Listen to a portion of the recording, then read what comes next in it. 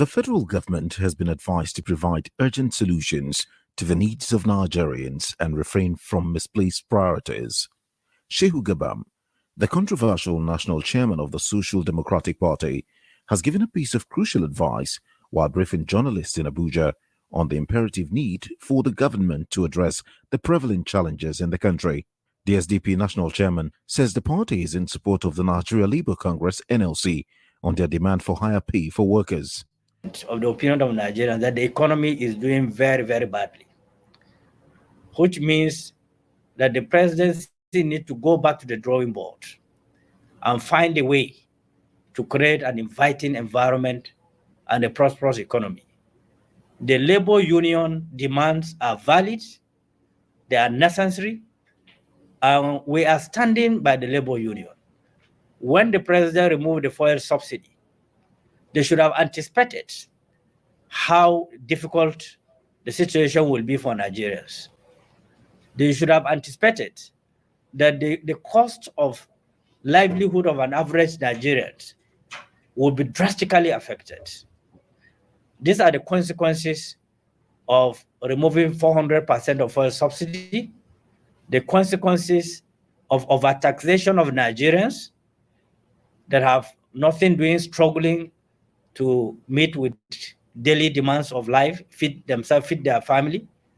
You cannot have it all. The policy must have human face. We know that we are coming to this. And there's no way you can fault the labor union for fighting for their comrades, fighting for other Nigerians. When we all go to the same market, we go to the same hospital, our children go to school. These are direct impact on the citizen, direct, not indirect. Now, if you are paying somebody 30,000 or 40,000 or assuming 60,000, what is the cost of the bag of rice in the market today? It's over 80,000. Virtually all the foodstuff have skyrocketed. Virtually everything, including ingredients for family to cook. They cannot afford it. So what do you expect them to do? To go into crime? And you are trying to stop corruption? How will you stop a civil servant from corruption when you deny him means of livelihood? You are not paying him the salary that will take care of his family, take care of health issues. Gabam says the change of the national anthem has not changed the cost of living and insecurity across the country.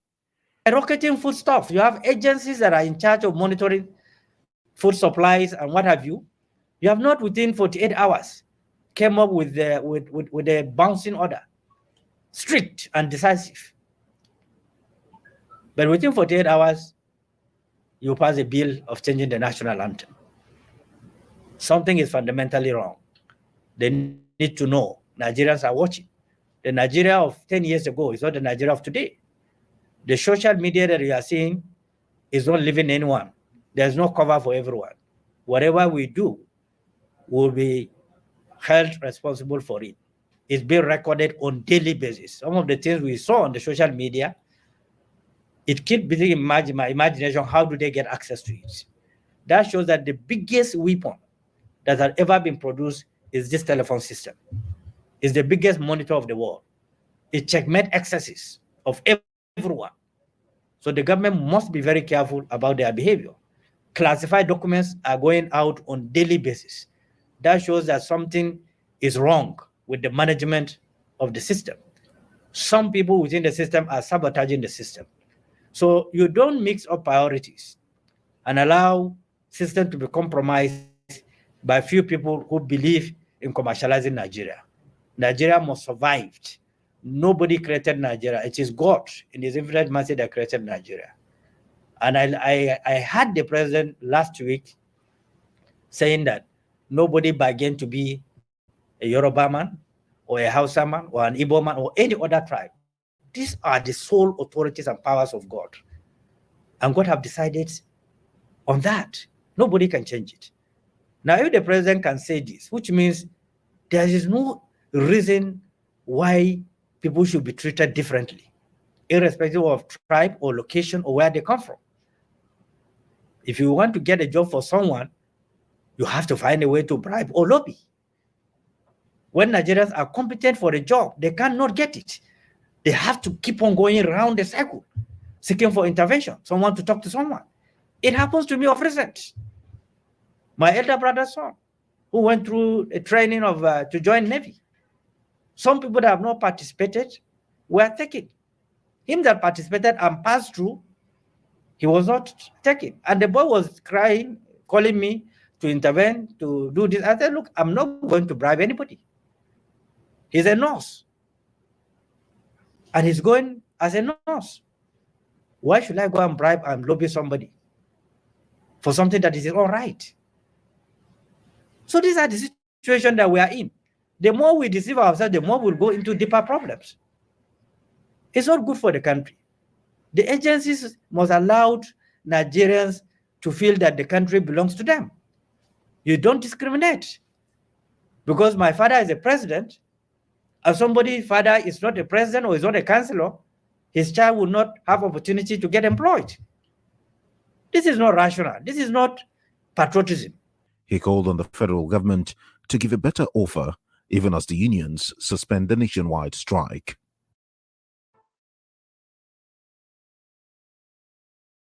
Drinking coffee every day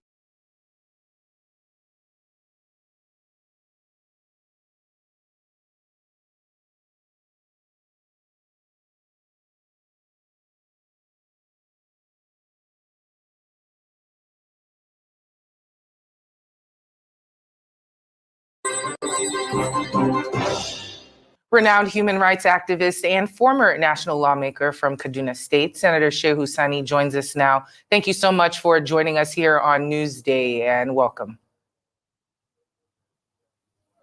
Thank you for having me. Well, we know, those of us who have been on the internet for a while know that you have been calling out this particular government in Kaduna State for years now. In fact, some reports say that you have said this is somewhat of a vindication for all the strife that you went through for poking holes in the El Rufai government. What do you make of this 423 billion naira diversion of fund claim, and also the timing of it all? Thank you very much for this question. Well, first of all, I was a lone voice in calling for transparency, accountability, and probity in the way the finances of Kaduna State government was mismanaged from 2015 to 2023. In that process, I received a lot of attacks, persecution, and threats to my own life. But I remained consistent, and I refused to be silent, because I knew very well that that government is one of the most corrupt in the history of our dear state, Kaduna. I, as a senator from 2015 to 2019, opposed the loan for which the government of El Rufai applied and seek to get from the World Bank, because I foresee what is about to happen. It's not about prophecy, but I know that government was opaque. That government has no regard for public opinion. It has no regard for due process and transparency. And now what the Kaduna State House of Assembly has done is simply aligning with my own thought, aligning with my own thinking, aligning with my position that has been for 8 years. There are many of them who are in the assembly today who are opposed, who are then opposed to me and opposed to what I stood for. But look at what has happened. The job that has the report that has come out from the Kaduna State Assembly is a commendable. It has never happened in the history of Kaduna State, where a government was thoroughly probed and it has been found out that this is what has been looted, what has been misappropriated. For anyone who comes to Kaduna State, go to all the major cities, you will see how projects have been abandoned. Now, if the essence of borrowing money is to execute projects, look at the humongous amount of money that was borrowed and look at the projects that have been left abandoned. Most of the contractors that have operated in this state from 2015 to 2023 simply shortchanged the state.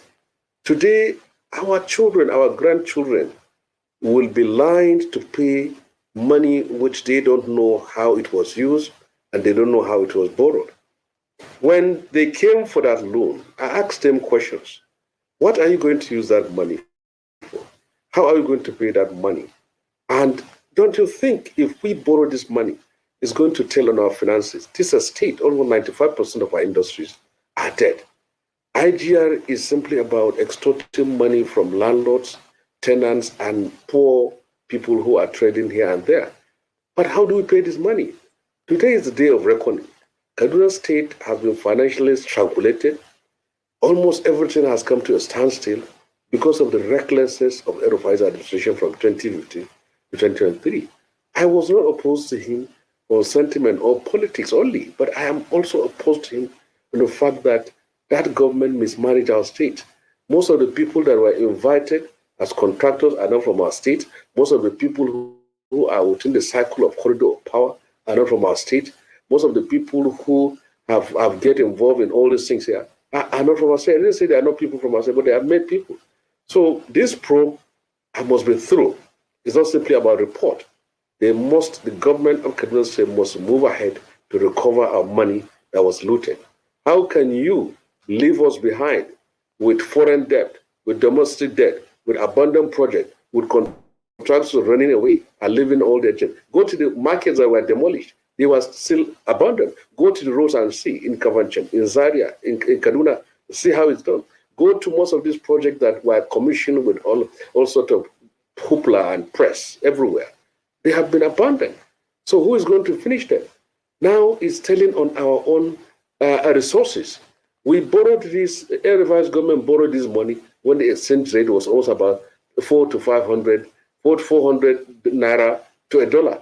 Now it's in the black market is 1,400 to $1. Where are you going to get the money? We are not an oil producer state. We don't have anything. So why, if you love this state, if you are interested in the progress of this state, if you want to leave a legacy, why don't you do it in such a way that is sustainable? So my position has been this in the last 8 years, and whoever is speaking out today is simply converting to what I have been preaching and what I have been pointing out over the years. Senator Shehu Sani, thank you so much for giving us your thoughts on that issue. Now, the former governor's media camp has described the probe as a politically motivated hatchet's job, claiming that the ad hoc committee was not in their investigation as they already had predetermined conclusions. Is this claim worth considering? Is there any merit to this? Well, for those who looted the treasury of Kaduna State and for those who mismanage our loans, they should be lucky that it is not Shehu Sani that is the governor of Kaduna State today. It is Ubasani. But because if it was me, they couldn't even have the guts and the arrogance of even issuing that kind of statement. You have looted our state. You have destroyed the economy and livelihood of so many people. You have destroyed lives. You have used religion to divide the people of our state. Now you have even the temerity to come out and even issue a statement and said it will integrity. Which integrity is there for a government to obtain a loan without approval from State House Assembly? Which integrity was there for voices of reason and purpose to speak out against a loan? And then you went. Which integrity is there? You left behind abandoned projects everywhere in the state. Where is the integrity? It's not about political witch hunt. It's about our future. It's about our children. We have a debt to pay in the next 10, 20, 30 to 40 years. So if anybody from outside of Kaduna State can issue any statement, can say anything, but we have a burden here which we have to relieve. That statement, was it signed by someone from Kaduna State? I don't know. But any person who is from Kaduna State here knows very well that we are in trouble. And if we don't get these things over, if we don't recover the looted money, if contractors were not forced to come outside, we don't have anywhere to go. That's why I'm saying that all these things here, they are lucky. People like me could not make it to the governorship seat. They have someone here. But it's their party. It's the ruling party. So who is wanting who? If it is me, then they can say perhaps I've been I've been witch hunting them because we have been in this battle for the last 8 years. But it's not about witch hunt. It's about accountability. It's about transparency. And I can line these things here. Kaduna State government from 2015 to 2023 has retrenched almost 70% of its civil service workforce. Where did the money go? Kaduna State government has auctioned public property worth about 3,000 to 4,000 and have sold it to people whom we don't know. Where did the money go?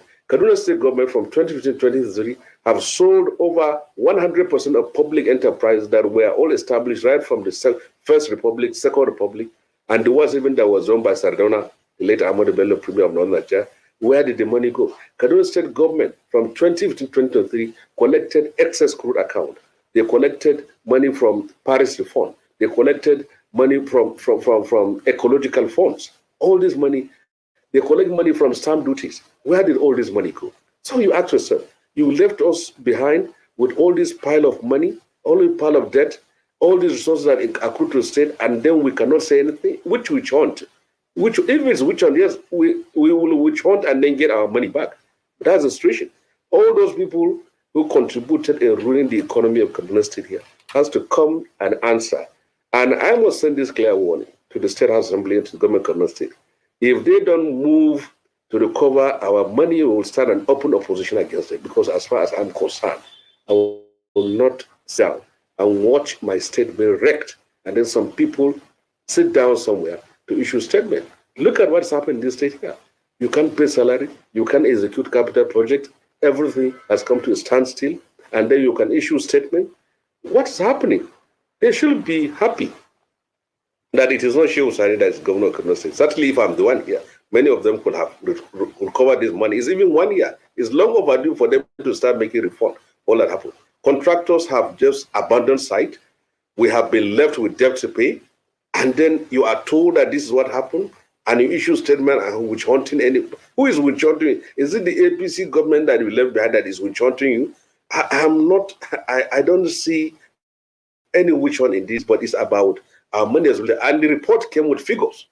So if you have anything, raise that you have not abandoned project, you have utilized this project on this, but you can't say you are not giving response to item by item event and just categorize it and put a blanket condemnation that is a witch hunt. There is no witch hunt here as far as I'm concerned. And Senator Shehu Sani, you do know that there's a saying that men lie, women lie, but the numbers do not lie. And you have buttressed that fact just now. How far do you think this probe will go? As we do know, with the ruling government of the day and the way that Nigeria works generally, sometimes these cases just disappear. Their distraction tactics thrown and something else happens and it never follows through. Do you feel like he will be prosecuted fully, especially knowing that he is part of the party that is ruling the country at this current moment?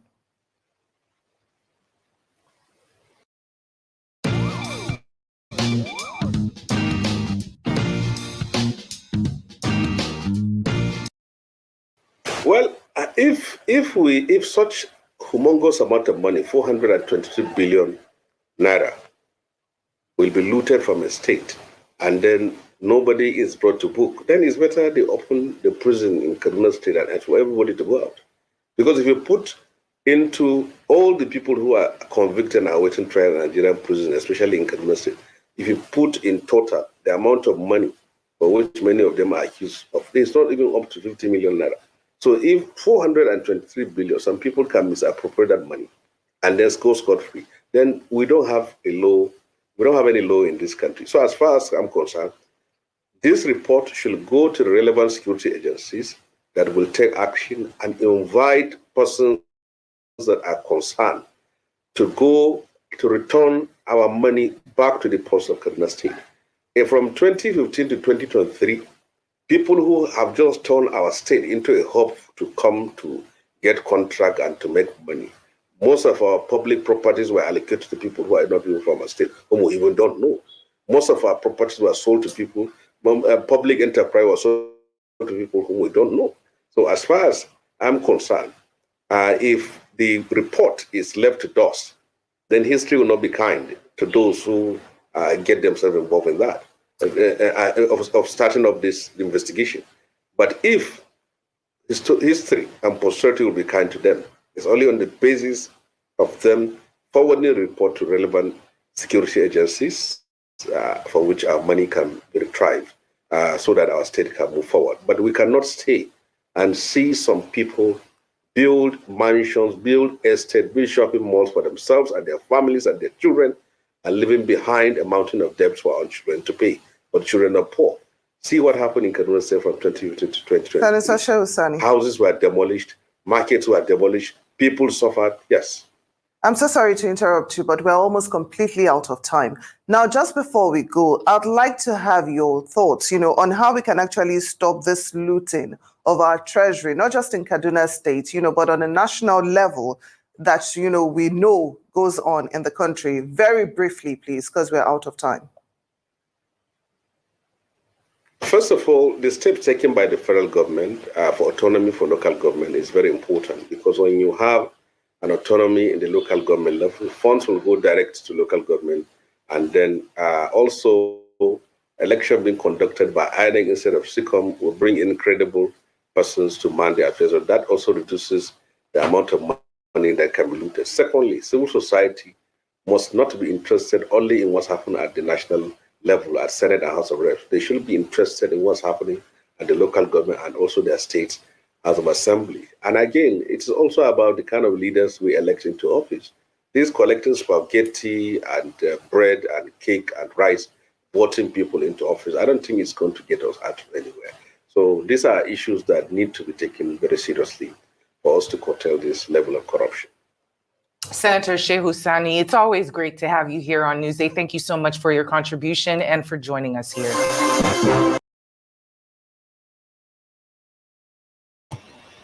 Hello, everyone. Greetings, Kene. I see you. Welcome. Thanks for joining me. I know I should have started this early, but guys, I had a very, very busy day. I had stuff to take care of. I had things to do, so I had to move it. I actually thought I was going to do the live tomorrow morning, to be honest.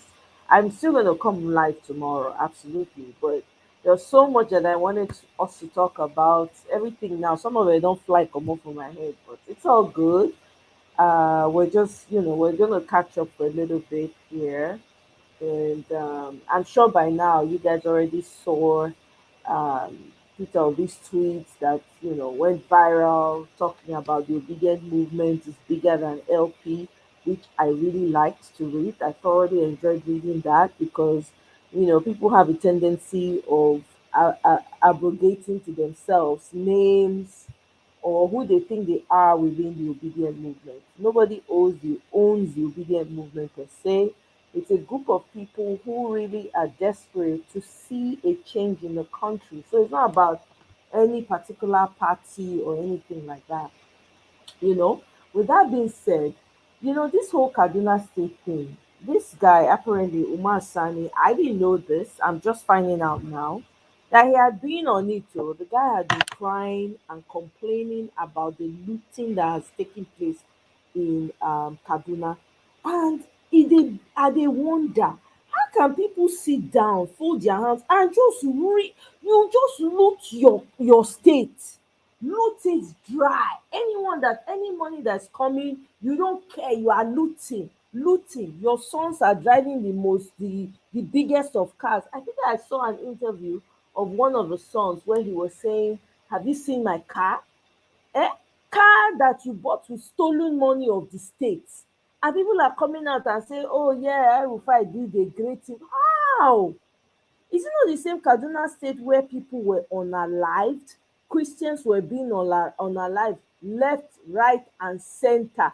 That man drained the state. Outside of draining the state, the Christians in the state, he dealt with them. He unalived so many. He impoverished them, made sure that they did not have access. This one El-Rufai, little finger, the amount of evil that man did to Kaduna, they should not let him get away with it. Nigeria is a very funny country. No matter what crimes people commit, before you know what's happening, somebody knows somebody, they will sweep it under the carpet. That's how they made noise about Yahaya Bello. Oh, what's it called? The EFCC is looking for Yahaya Bello. Yes, you should come and pay for his crime. Oh, the thing no enter voicemail. Are we saying anything about Yahaya Bello anymore? Nope. Everybody's quiet. Everybody's quiet. They even went to try and arrest the man. The man already had his own people waiting. Eh? The man that he single-handedly put in the government house as a governor of the state, by extension, the man is still ruling the state, came to save him. He even paid some lawyers 2k to come and protest and say, leave Yahaya Bello alone. We are not, I don't think that Nigerians are okay. We never talk that one finish. Before all this, Better Edu matter dey ground. Is anybody talking about Better Edu anymore? Nope. Nobody dey remember Better Edu again. The thing they don't sweep under carpet. NLC come out, I want to protest, we want to protest. It's not fair. They move their amount from 60 to 62. For once in their lives, they never ever stood for anything good. How can you be collecting 62,000? Meanwhile, your vice president is being given a house. I mean, they built a house worth 21 billion. Look at the front of the house. Does that house look like something they used 21 billion for? No trees, no vegetation, nothing. E be like soccer field. E be like when they do Olympics, na only the lions na im remain. What is wrong with of 21 billion? And on top of that, they did not allow access, the journalists to have access to do a tour of the house. 21 billion of your money in a country where they are claiming that they cannot afford to pay workers 200 abi 400,000 naira. And the mumu people came out, after they come and finish, they use hand rub their head. Next thing we know, they've cancelled the protest. They all went back inside. The suffer has not started though. Until these people learn. I was expecting them. That particular thing they were doing, it was affecting these people. But no, very soon they are going to pass a bill. You're not to allow anybody protest in Nigeria. I've been seeing comments like that on Twitter. Very soon there'll be a bill. So what do you do at that time, at that moment, when it gets hotter? Because these people are ready. They are ready to do anything. You chicken out right at when you had them by the jugular. You shut down the grid, shut down the airport, shut down everywhere. Let everybody sit down and be crying. No, instead, you chicken out again. They use hand rub your bololo. Oh, don't worry. 62,000 compared to 21 billion. Then on top of that, they've increased judges' salary in front of your eye, korokoro. They are building new appeal court. You people are not mad enough to stay on the street and say, nah, we're getting 400, nothing less, no negotiation. You guys chicken NLC until you see chickened out, enter inside with their tails behind their legs. Useless group of people. You can't even stand for one thing in your life. One thing. Edo State is paying, I hear Edo State is paying minimum wage of 70K. And your federal government cannot match that. Meanwhile, they are paying themselves so much money, thousands, millions, billions, trillions. I never see this matter. Sometimes I dey wonder, I don't understand. I don't know how long this suffering is going to last for people to understand the implication of what's going on. You just allow people continuously take advantage of you. Good day, Barrister Kenneth Okonkwo. You're welcome once more to Njenje Media TV. Good day, Njenje. It's nice having you again. Thank you very much for having me too. Let's quickly look at the President Tinubu's 1 year in office. Could you give us a review of the last 365 days plus? Where do you think we are? The promises made, do you think we are better off, or do you think we are heading backwards?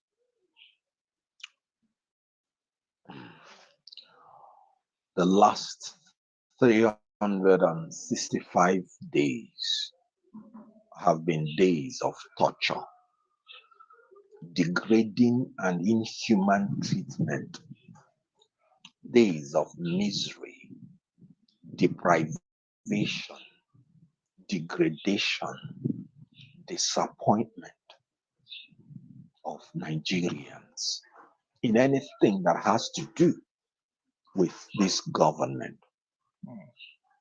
Good governance, for instance, is the effective, transparent, and accountable management of public resources and affairs. It is a set of principles that ensure that power is exercised in a democratic, responsive, and inclusive manner that makes government responsive to the citizens of the people.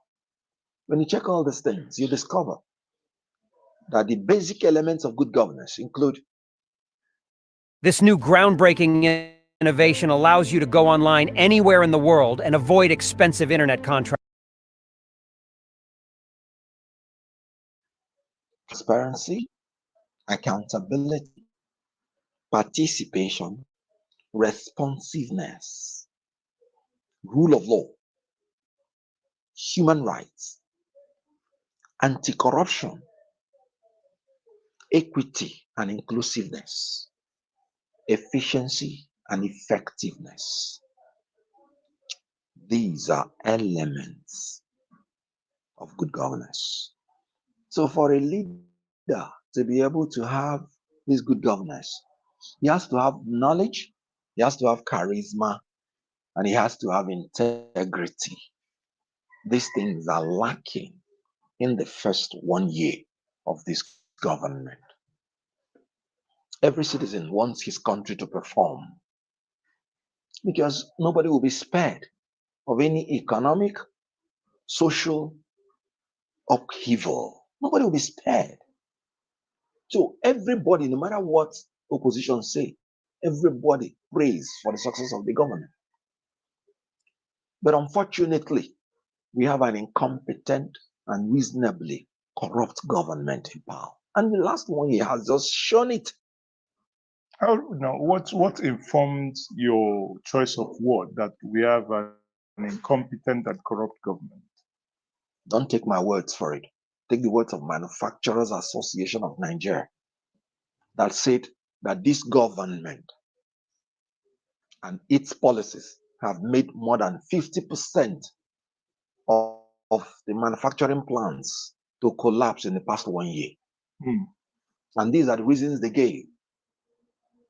High interest rate, hyperinflation, frequent policy somersault and flip-flop, multiple charges, astronomical energy costs, and toxic operating environment. These are their reasons. And I'm going to break it down. And let me use this to show you a display of incompetence. Let's talk about inflation. Now, this government is incompetently thinking that what we have is demand pull inflation, meaning when too much money is chasing too few goods, then you have inflation. And in this case, the solution is trying to suppress, in other words, reduce the amount of money in the hand of people so that they will not be going to buy irrelevant things, pushing up the price. But that's not what we're suffering. That's why the Minister of Finance will come and go and increase interest more because the manufacturer, what we are suffering is stagflation. If you have a 700 plus credit score, you qualify for Chase's new program where you can access up to $150,000 of capital for free at 0% interest rates to fund any business or investment that you want, all in the next 30 days. Chase's new program allows No money, and yet the price of goods are high. And what brings it? High cost of production. So what the inflation you have is not demand pull inflation. It is high cost of production induced inflation. In other words, a manufacturer, no matter the demand, will not want to sell below his cost of production because that will lead him to bankruptcy. He would rather fold up. So because the cost of production, this government by its policies, they've increased energy cost. You can see electricity tariffs increasing by more than 300%. They've increased the cost of fuel by more than 300%. They've depreciated the naira by more than 300%. And they've not increased wage. Wage is still 30,000. So nobody is demanding. And the cost of production is increasing. So meaning the producers must sell at a high cost because their cost is high. And yet they are not demanded. That is why all the foreign companies are leaving because they are collapsing. That's why all the manufacturing plants are collapsing because there is no demand and yet they cannot reduce the price. Simple economics. When the demand is high, the price goes up. When the supply is high, the price comes down. But in this case, the demand is going down and yet the price is going up. That's stagflation. So the correct policy would have been that you will be stimulating productivity because that's the problem. Not trying to reduce the access to money by manufacturers. You stimulate productivity. You be thinking about reducing energy costs, making money accessible to the manufacturers, but making sure you're channeling it to productive use.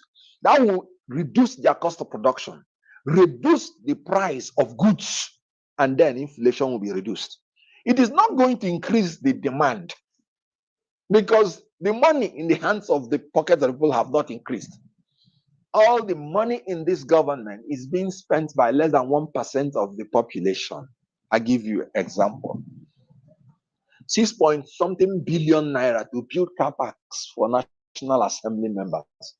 They just want to share money to their colleagues, their fellow politicians. 20 billion naira to refurbish the house of or build the house of chief of staff, an unelected office, who is more like a personal assistant to the president. 15 billion naira to build the house of the vice president. And then billions for the unelected first lady, just to eat. This is where the money is going. And this is less than 1%. I'm going to give away this incredible $4,000. Wait, no, not this one. This incredible $4,000 piano for free. This piano is stunning. It's small enough to fit into any apartment and it sounds beautiful. Percent of the people. And their food is provided for them free of charge. Now, the people who are really the ones that will be demanding, you're still giving them 30,000 per month. That is why I say it's a year of misery, degradation, and deprivation. What can 30,000 do for a people that use 50,000 to fill up the tank of their car? Let me tell you, this government, in order to perpetuate the misery, is using 15-point-something trillion naira to carry on one project that will not in any way contribute to ending the misery of the poor man. It will rather increase it. You mean the coastal road? Exactly. It will rather increase the misery. And it's bringing me to the issue of misplaced priorities. Nobody is saying that infrastructure eventually will not be good for the people. But when you misplace your priority, and I'm trying to tell you how it's only 1% of the people that are eventually going to have the money. In a depressed economy that you are already owing, using $10 billion to finance your budget, borrowed $10 billion. You had 27 trillion naira. 10 trillion of the 27 will be borrowed. Then you are granting a project of 15 point something trillion naira, one project. And it is to build roads, not to increase the productivity of the people.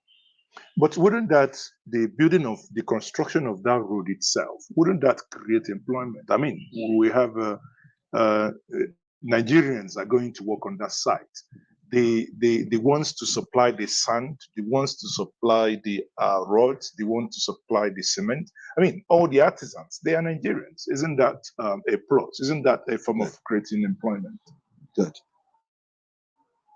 If you use that 15 trillion naira to repair all the roads that you already built that are dilapidated inside Nigeria, you will still achieve the same level of employment. Those roads, the traffic on them, because there are alternatives already to that new one you're building, you will still create that level of employment. And you would have created the level of employment around Nigeria as a whole, not just along the coastal line. So the issue here is we're talking about priorities. I first of all admitted that eventually the provision of any infrastructure will be good. But what is your priority? What are you looking for? Oh gosh! Oh my gosh! Come on! Oh my gosh! For building a new road that will lead to destroying the infrastructure of people on that line, when you have already existing roads that will not lead you to destroy the property of any Nigerian, that you could have repaired and ensured that you provided alternatives to those people before moving into that. Okay. Now, we're talking about the economy. This government in a year has borrowed more than 17 point something $billion. Meanwhile, I think they're about 11.7 ahead of Buhari now in terms of their borrowing. They even borrowed more than Buhari has done. Good. Meanwhile, they say they want to remove oil subsidy to have more revenue to build infrastructure. That meant that when you remove oil revenue, you ought not to borrow anything at all. Yeah. Because automatically you have more revenue According than to your you. predecessor. And within a year, you have borrowed more than governments that did not remove oil subsidy. What does that tell you? They are using the revenue to sponsor their profligacy and their rapacity. If this government wants to succeed, it must elevate the love of country above their love for rapacity. They must put things to its appetite. This is the most profligate government on earth. You came in, you removed fuel subsidy from the one.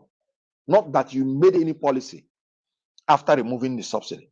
So having that at the background, what are you doing having 48 ministers?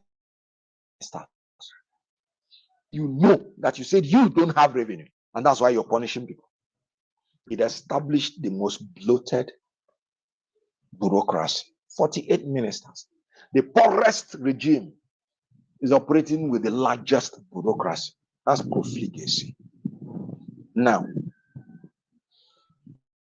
as I was telling you, when Abacha partially removed subsidy, he established a fund, BTF, which used the excess to build infrastructure for the people. When Jonathan partially removed subsidy, he established Shopee, Subsidy Reinvestment Program, which used the increased revenue to provide certain infrastructure. This government fully removed subsidy. It established nothing for the people, but is using the revenue to carry more than 1,000 of politicians to go to United Nations General Assembly, using the revenue to carry thousands of people to Dubai, saying that they are looking for foreign investors. Meanwhile, the companies you already have are leaving, and they will come and tell us lies. That Dubai has agreed to change the visa ban policy. Lie. So this is what they are using their own money for, to enrich their people. They say they are doing humanitarian services, and 3.2 billion is being given to their fellow ministers in the name of consultancy services. Meanwhile, the vulnerable people in 4 states that they carved out 585 million, none will reach them because they've already paid it into private account. And those people that perpetrated such a thing are still working freely, paying people flight tickets from Abuja to Kogi, even when Kogi does not have any airport. That's why I say corruption. Have those people been brought to account? Good. That's why I said incompetence, because they don't even have knowledge of our problem. I analyze the economic problem where they are treating demand pull inflation when we are having stagflation. This high-speed, portable, instant Wi-Fi hotspot provides a wider range of coverage than standard. When they ought to be productivity. So this government is lacking in knowledge, is lacking in charisma. Can't you see? Is lacking in participation. Now, let's talk about the minimum wage for you to understand, because these are the things that will help you when you remove subsidy to rebound the economy. Because the middle class, they are the people driving the economy. Yeah, that's correct. When this government removed subsidy, he said he was going to give the people wage award, and he said 35,000. So automatically, with the wage award and the minimum wage, that's 65,000 naira that they are giving to the people. How come you are now coming to the table saying you want to negotiate a minimum wage, and you're not even starting from the 65,000, which you're already giving them? You're now saying 40-something thousand, 38,000, 40-something thousand. Last night, they eventually agreed to 60. Good. Proposed 60, while Labour is saying 494. Good. Now, the 60 they are saying is not even up to what they started paying them when they removed subsidy. Does it make sense? 65,000 is what you started paying them when you removed subsidy. And then you are now coming to the table. Rather than starting from the 65,000, that is why it is an insult to their intelligence. I do not understand. Why? Because this government policy is not tilted towards the common man. It is tilted towards serving the appetite of the voracious leaders. That is why it's a government of misery, deprivation, and degradation. Everything about this country has been degraded. Do you talk about security? Now, the terrorists have now taken over territories where they command people to pay taxes, and they are now terrorizing the men in uniform instead. That means they have defeated people, the civilians. The civilians have become subservient to them. They are now taking on the uniformed people. When this government came in, the first thing it did is to provide its platform for people to start calling our military men thieves, to start denigrating them. And I warned them that is very dangerous, that what you do whenever you're in public is to pray to God to protect our troops. Anytime a leader talks in any part of the world, he said, may God protect our troops. But you're bringing people to be denigrating our men in uniform. And you're seeing the result. 17 were killed in Delta, 5 now in Aba, in Niger. A lot of them we are killed. Even Bono, some But only communities. that one has been going on since but 2009. some communities have been told to vacate. Very good. So what I am telling you is that if this is not incompetence, then the whole idea of incompetence should be redefined.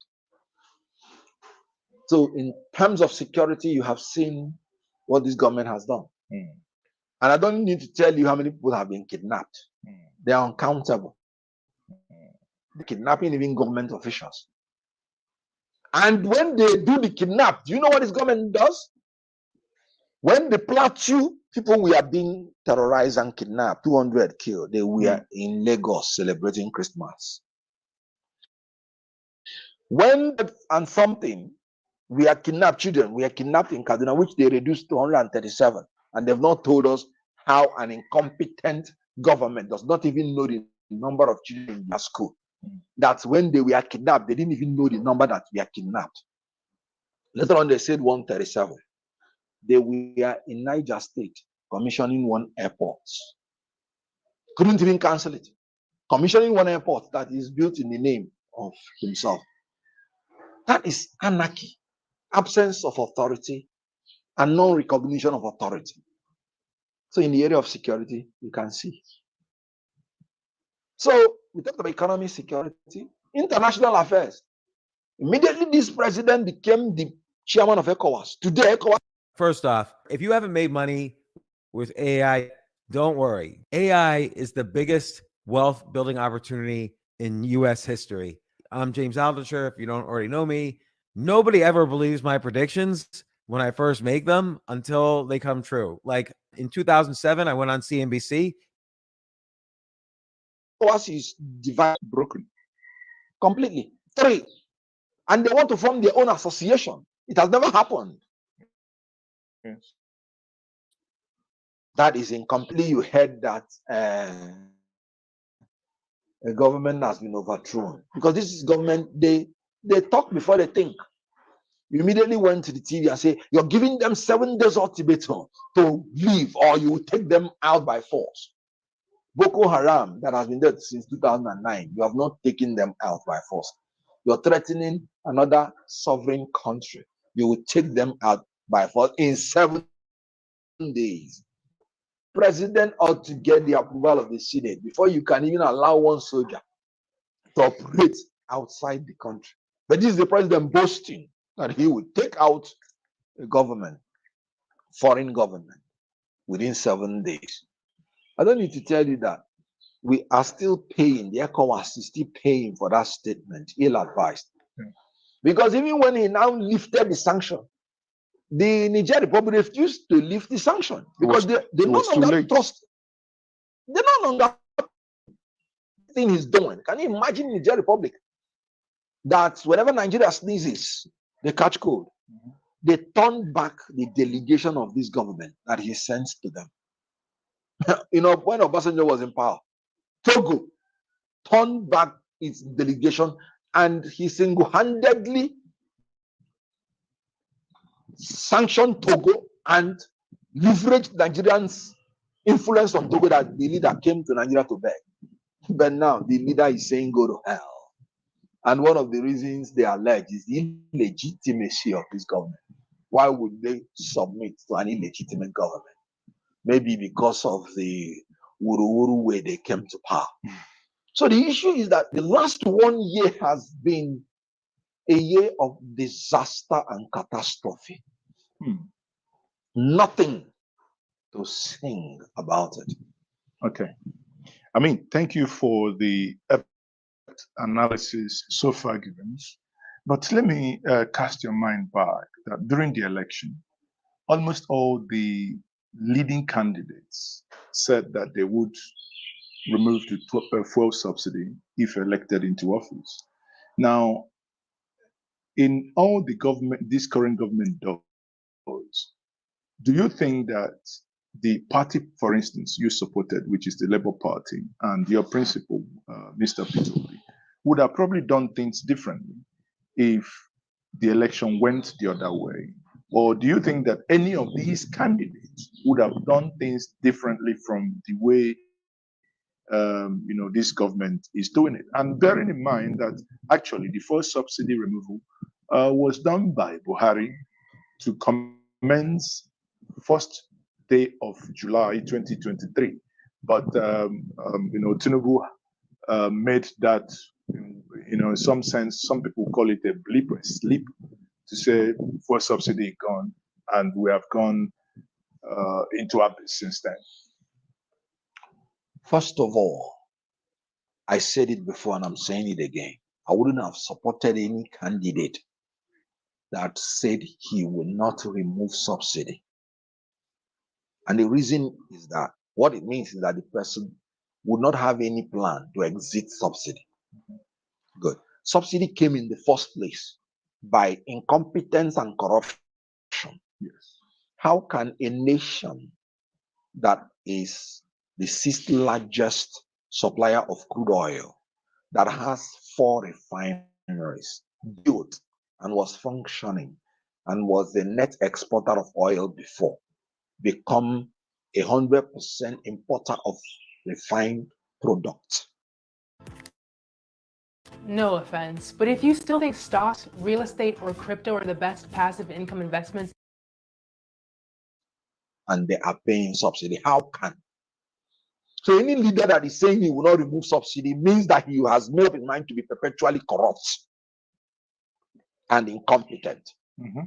So what the leader should do is to remove corruption and incompetence, and we will produce and refine our oil, and there will be no need for subsidy. That was why I said that this government is subsidizing corruption and consumption rather than subsidizing productivity.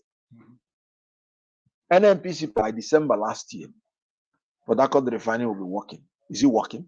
No. Good. It took Dangote 3 years to build the largest refinery in the world. Give him even 5 years. But look at this government. 8 years of Buhari. The preceding government, from 1999 going to more than 30 years, they've not been able to repair. I'm not talking about building a new one. Repair the 4 refineries. If we can build a new refinery in 3 years, largest in the world, we can repair our refineries in 1 year.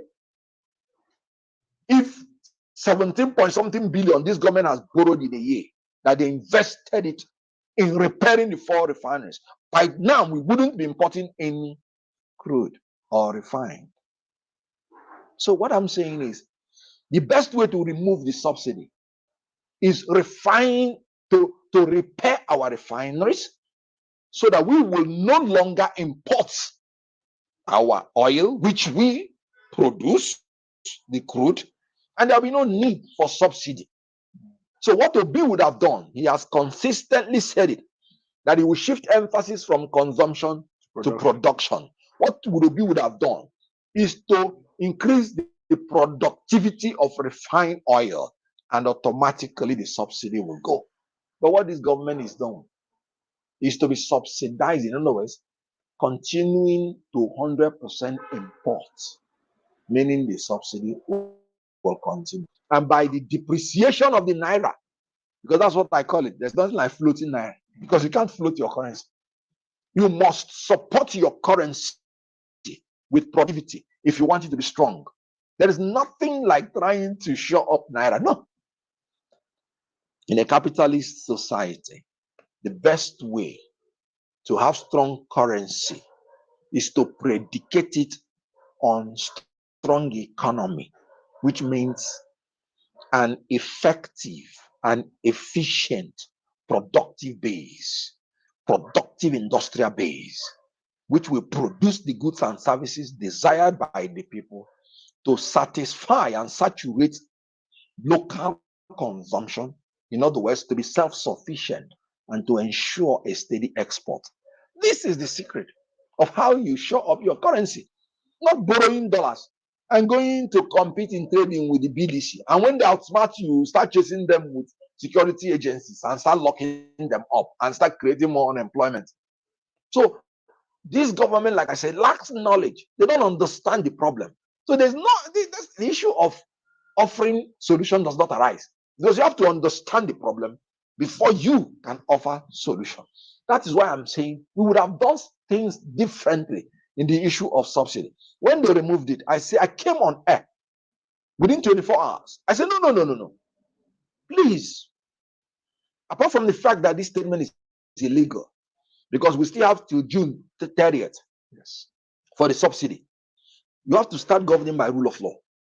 You don't have any right to remove it at this time. And even as at that, be careful, because it will be unsustainable for you to remove it when you have not guaranteed supply and you have not removed monopoly.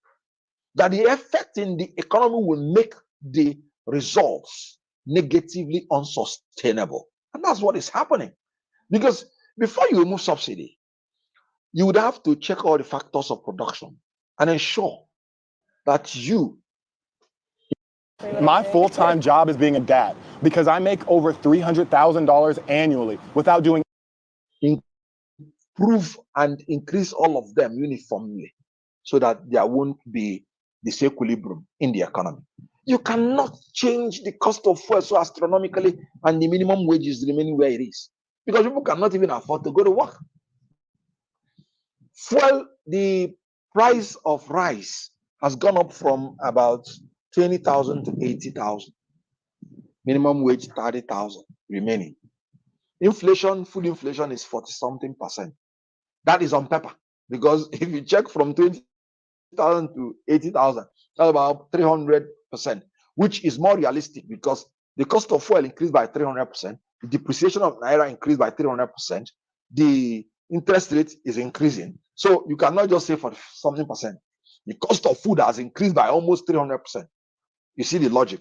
Yeah. So everything about this government is they are not deep in understanding problem.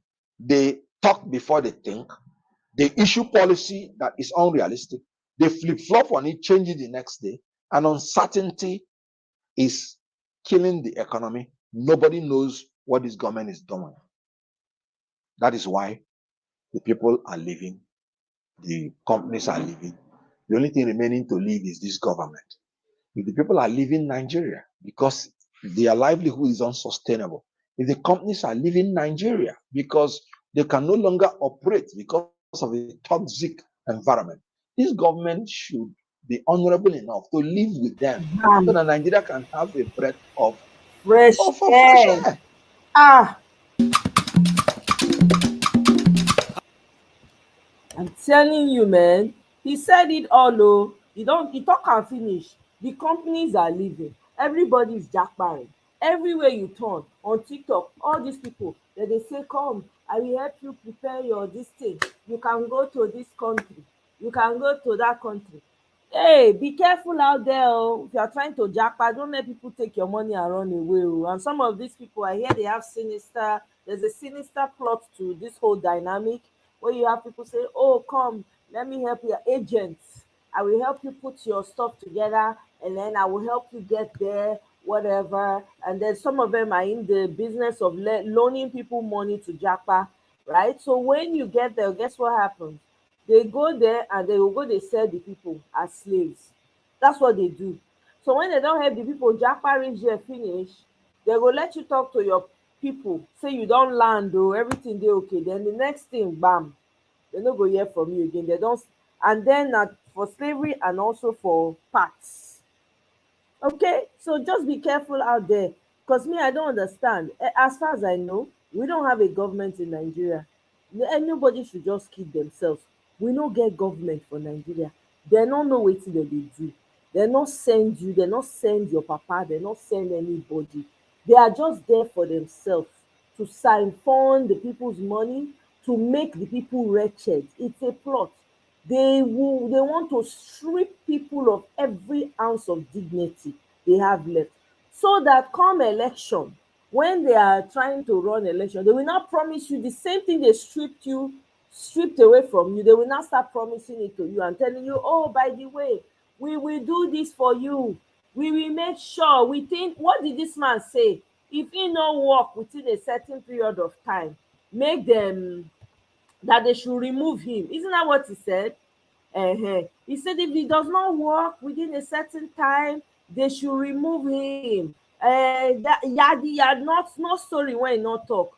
Okay, now we dey wait for the Nigerians to step up their game and actually work towards removing this man, because the man is depleting your your livelihood, depleting you as a human being, depleting your mental health, your psychological health. He's depleting everything. If you ask me, it's strategic. They don't care. How can you be building 21 billion house in a country where people are starving? Do you know that Nigeria now is now, I think, fourth next to Sudan in hunger? Who would have thought? We have fertile land in Nigeria. We get all kinds of food for Nigeria. Farmers cannot go to their farms. The ones when they chop their hand comot, the ones when they buy, the ones when they displaced. Oh, by the way, did you guys hear? They just born 100 babies in IDP camp recently. 100 babies were just being born. Were being born in IDP camps. What does that tell you? That's another 100 people that'll be added to the poverty. What's it called? Statistics. 100 more people. Imagine, but now wow, how people say they do? How people say they get any feeling for that kind, this kind madness when they go on? How? For my head, I dey think people should be thinking, they'll be crying, they'll be sad. People see they do for this kind madness when e dey. And the displaced camps when they dey, there's no good bathroom. The housing situation or where they sleep sef, only God know. Only God know as they say they survive, because wasn't that, I think, one of the IDP camps that people went to look for firewood to cook or something. When they now went to capture all of them, only 200 of them, and even they see they pack. People dey born under this circumstance. 100 children don't add joy.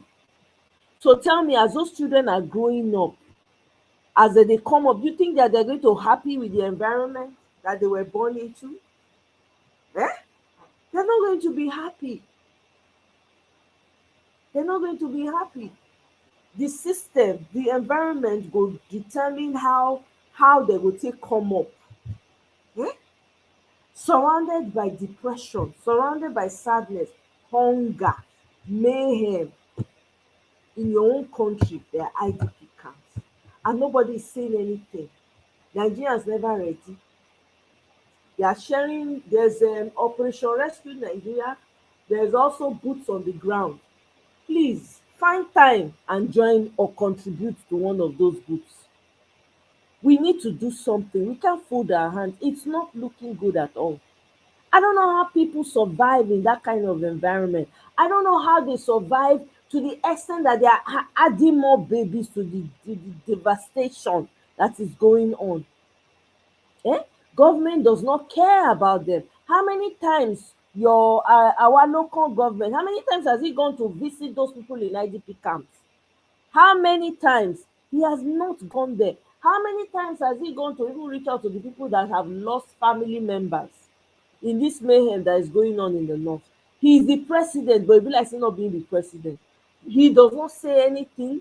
He does not express any type of empathy or even consider anybody as human beings. All he cares about is lying in his pocket. When it's time for him to go and do checkup, he does not want to honor. He doesn't want to buy. He wants to live forever so he can enjoy the money he stole.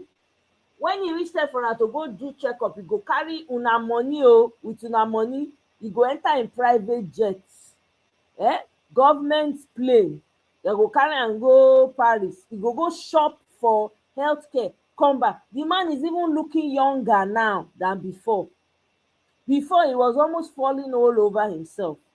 He's gotten in, he's become younger. He ear dey deaf to all of your cries, all of Nigeria cries. He no dey hear, no dey see anybody. Even when he's driving with his entourage, na tinted glass, so they no dey see the suffering outside. Tinted, AC, may perhaps loud music blasting. Maybe not so loud, na old man, make you hear. I don't know, but you guys get the gift. How can we continue like this as a people? We just dey look for like mumu people. Just dey look. This man just dey eat people to the ground. He no care. As long as he's satisfied, he does not care about anybody else. And nobody is talking about it. Nobody is worrying. Nobody is concerned. Everybody, I have to give kudos to all the Nigerians that are doing work behind the scenes, those that are doing GoFundMe, trying to find ways to solve the hunger situation, to provide shelter, to provide bags and stuff for people that are going back to school, you know. But how do people go to school in an environment that's unsafe? How? How do you go to school in an environment? How do you even focus to learn? How do you sit down to really learn in that type of environment? Your mind is already up. Anxiety go wan finish the person. So you can the level of mental health when Nigerians need for that country, even those of us here in the diaspora, the kind of mental health care that is needed is not here. Oh, you see a lot of young people growing up now with a lot of anxiety because of where they're coming from. Eh? Children go school, their mind no dey ground because they're not sure whether they go meet their homes. They're not sure whether they go meet their homes. Hey God. Children when they're born today don't old, they don't turn immediate age, they don't age immediately because they have too much to worry about. What kind of life is that? Eh? And Body George is coming out and saying, oh, give him 1 year on top of this suffering. Ha! These elders are wicked, though. God damn. These elders are evil. Evil. And then people will come and be saying, oh, he's an old man, you have to respect. Respect who? Respect fire. Eh? You see the mayhem that is going on, and you are telling people to wait for 1 year additional on top of this 1 year of madness. Shebi Wole Soyinka said it's too early for him to rate Agbado's performance in office until 1 year. We are waiting for his rating. He has not come out to say anything. He hasn't come out to say, oh yeah, by the way, nothing. Na only when they hear Peter Obi, when they hear a name, all of them go start to dey, they go just start to dey excited like say na candy shop dem dey. The one wey dem suppose talk put, dem no go talk put. Everybody is excited. I saw a tweet recently, I think a few hours ago. Showore was saying, that Showore, he has made himself so irrelevant. It's not even funny. He doesn't even know what he's just destroying his whatever he thinks he has. He's destroying it. It's just a shame. It really is a shame because this man, people saw him and were like, oh, this is somebody fighting for the youth. No. Let me see. Look at what he said. He said Peter Obi is a package fraud like Buhari. How is he a package fraud, Showore? Because the man came and all the people, me, I didn't even know you. I was not following you. I just used to hear about you. And the only time I remember is when he was in Nigeria and they were trying to arrest him and he was by himself. And I was like, oh my God, this man came to Nigeria to protest. And Nigerians could not even fight for him to ensure he wasn't arrested. Wow. I didn't know much about him. Not many people knew about him. Right? This is all he has. So sometimes you have to wonder, who is this man really fighting for? Who is Showore fighting for? If he claims that he's fighting for a new Nigeria, why is he so focused on Peter Obi? What has Peter Obi done to him? Exactly, Kene. Exactly. If Agbado had come out and implemented, we will plant cassava, ewa, Agbado, whatever it is, it would not have been this bad. No, he hasn't done anything. He just pays deaf ears to whatever is going on. The mayhem, the unalive even today, they unalive people today. They pack people today. Eh? I'm not going to read it though. I'm not going to waste my time. I saw it. I was like, hell no. I'm not going to do this to myself because it's just going to get me upset. What that man is doing, what Showore is doing is that he's digging himself further into the land of oblivion. Very soon, nobody's going to know who Showore is. That's just the truth. He's just rubbishing himself. I don't know why he keeps picking on the person that's actually even giving Nigerians some glimmer of hope. Peter Obi is the only one that people look up to and say, ah, yes, at least this man, at least is giving us hope. He's the only light at that end of the tunnel that they're talking about. Peter Obi is the one. Why consistently pick on him? Does he not see the crazy that's going on in Nigeria? Why is he not calling out his brother? Bala Blue. Why if he put all the attention he's putting on Peter Obi on Agbado, maybe something will move. No, when people say Showore is a paid agent, he's paid by APC, people will come and argue and say, what do you have to say about this? Is it Peter Obi that's president? The man has said he's not desperate to be president. If they do they go jejeje. Peter Obi is not president. So what is your beef with him?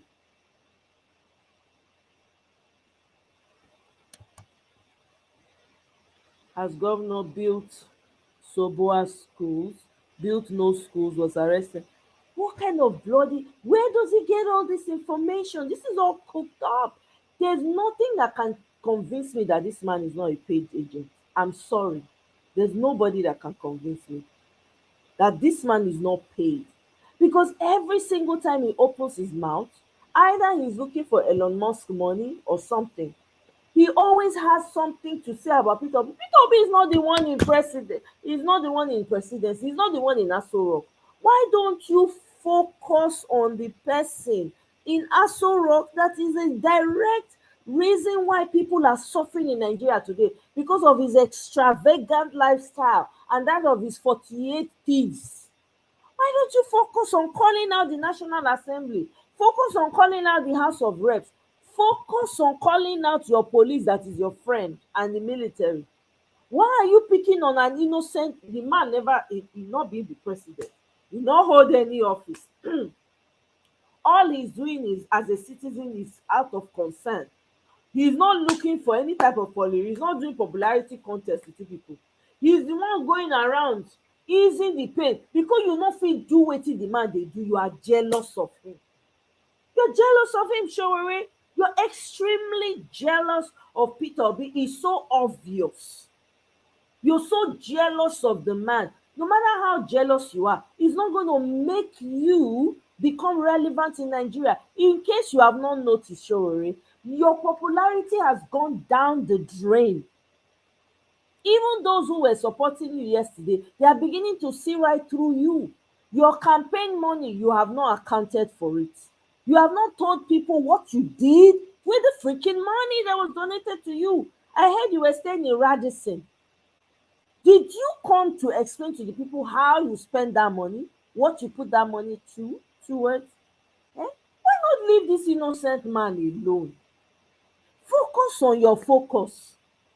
We have a country to save. If you don't want to save the country, leave it for those that are calling it out every day and want to save the country.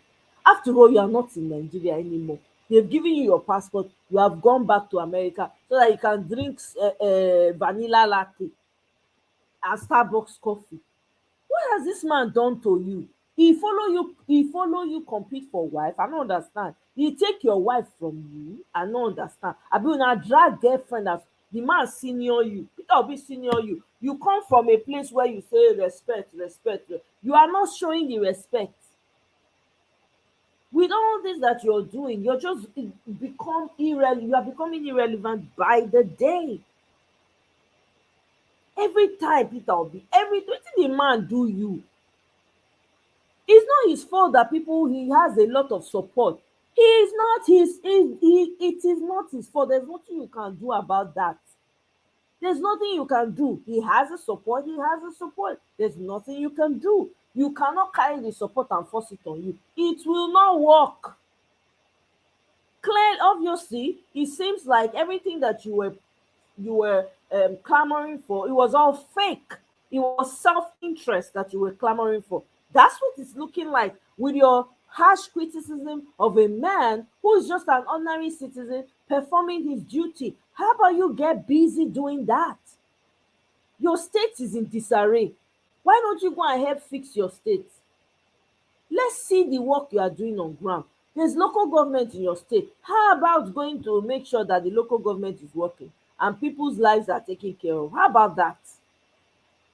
All you people do is make noise, no action behind it. Instead, jealousy, na the jealousy na im go finish una. Whether una like am or not, Peter Obi na im go be president. If you like, support am. If you like, don't support him.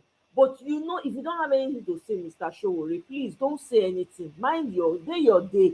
I know say na clicks you probably dey look for. They say people dey rush Elon Musk money. I don't know how that works, but maybe that's what you're looking for. Why don't you focus on that? Look for other things that will make you trend. Leave P.O. alone. No matter what you write about him, it's not going to stick. Don't you see the kind of man he is? Don't you know? Can't you observe? Don't you perceive? He's not an ordinary person that you can just write and people will just, it's not gonna work.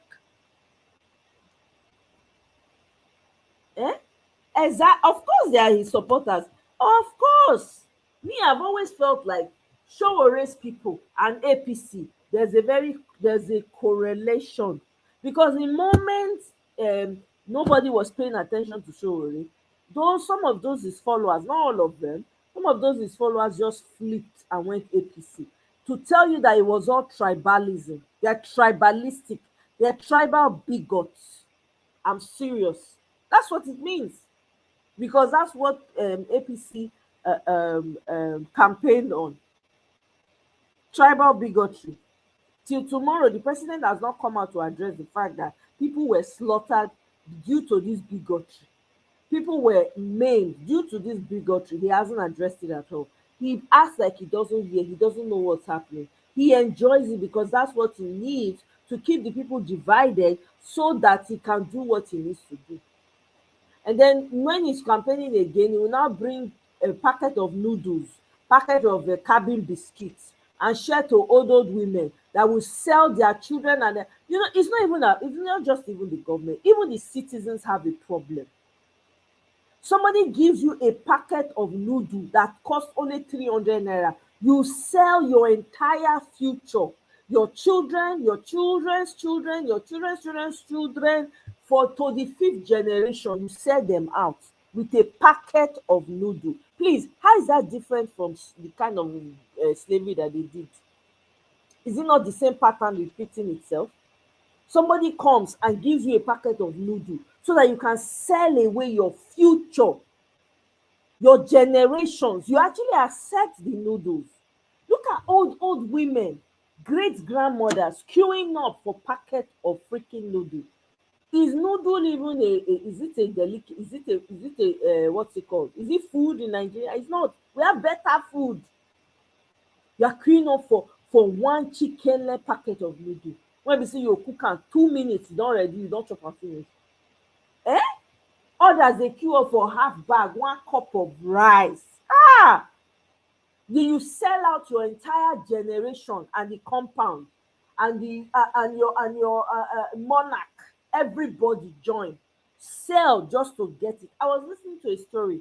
I saw a video recently of a young man. This man carrying younger sister plus other people children. In that out of the people he carry, 3 of them na from one family.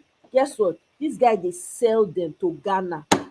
They sell them into Ghana. Wetin they think they do for Ghana, I no know. Whether they say that they use them do house girl work, I no know. Girl children, he carry your own sister join.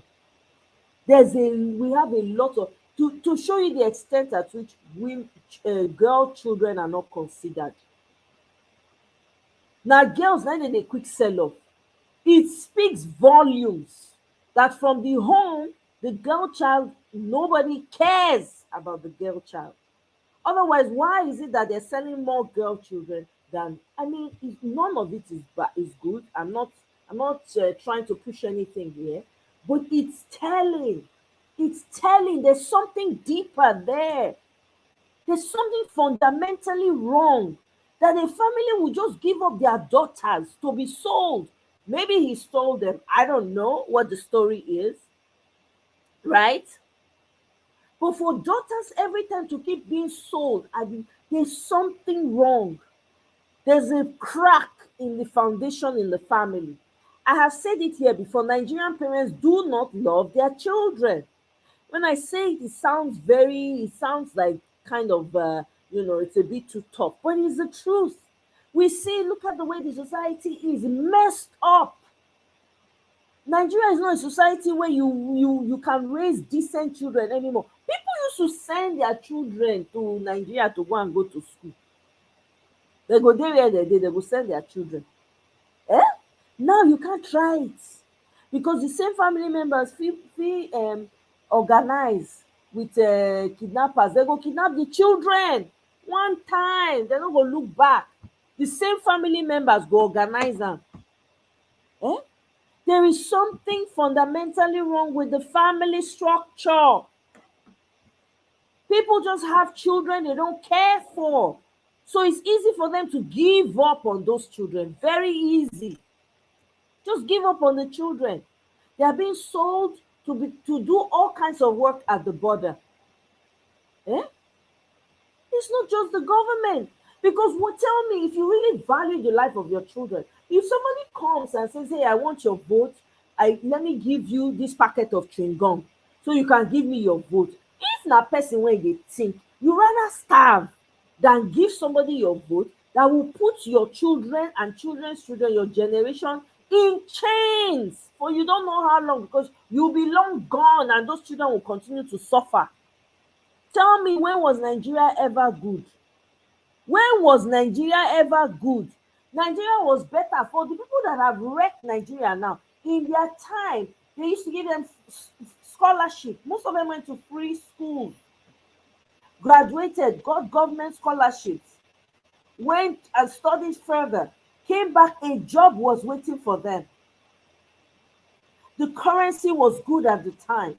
They could afford the kind of lifestyles they wanted.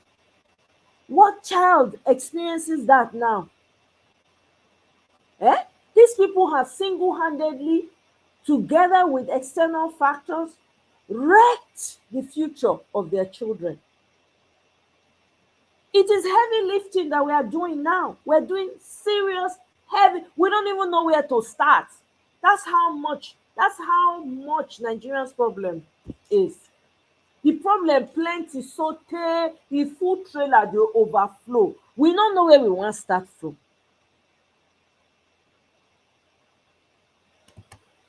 He was also jealous of David Again, saying that Ishore was the one that revealed Tinubu sold drugs, but Obedience are too young to know that. Exactly. Why you not go jealous the guy? Guy is doing the work when he no ever feel achieve for in life. Neither, let me tell you, when someone is self-motivated, it's all about selfishness. Oh, I just want to be out there so that my name will be out there. It's about self-interest. They do not go far. You can't pretend your way out of selfishness and greed and self-aggrandizement. You cannot. Authenticity will always speak for you. David Udeyi took up the work for people, started writing, talking, still they talk till today. The guy never give up. Even though they vex for Nigerians, he still they work, he still they talk, he still they report. Wetin Sowore don achieve for im life.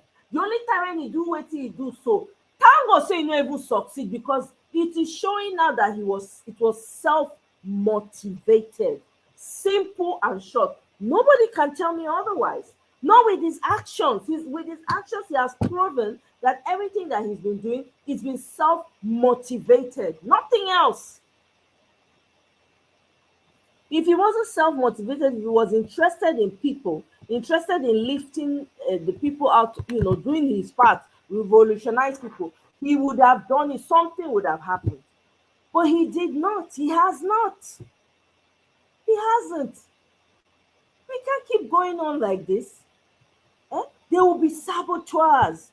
There are saboteurs waiting when they see a movement that is doing well, is having it's getting the necessary, the necessary attention. You see saboteurs who swoop in from everywhere. I'm so glad that the obedient movement does not have, there's no head, there's no tail. Who do you want to hold? Who? Welcome, Christopher. Who do you want to hold? Who you want to hold? You don't know how happy I am. When they were saying, oh, obedient movement has to be structured, they have to be, forget that thing. That's when they'll be able to bribe somebody that will enter. Before we know what's happening, everybody go to drag position. I was the secretary, I was the general overseer, I was the this, distraction upon distraction. I am so, that's why that tweet when Peter Obi tweet, if I tell you, say that thing sweet my belly, he silenced a lot of people when it come dey feel like say they come big pass the movement itself, like say na their name na dey take start the movement. I come dey wonder, say where did this come from? Where did this come from? I really that tweet, e clear up so many things. Obi move obedient, the Obi in the dient. E tell una say this movement e pass this one una dey talk. E pass nations, people, and it's true. You see people from different countries identifying with what Peter Obi is doing, with what the obedient movement stands for. You see people identifying with it. I'm trying to look for the tweet because that tweet was powerful. Let me see. There we go. I think I found it.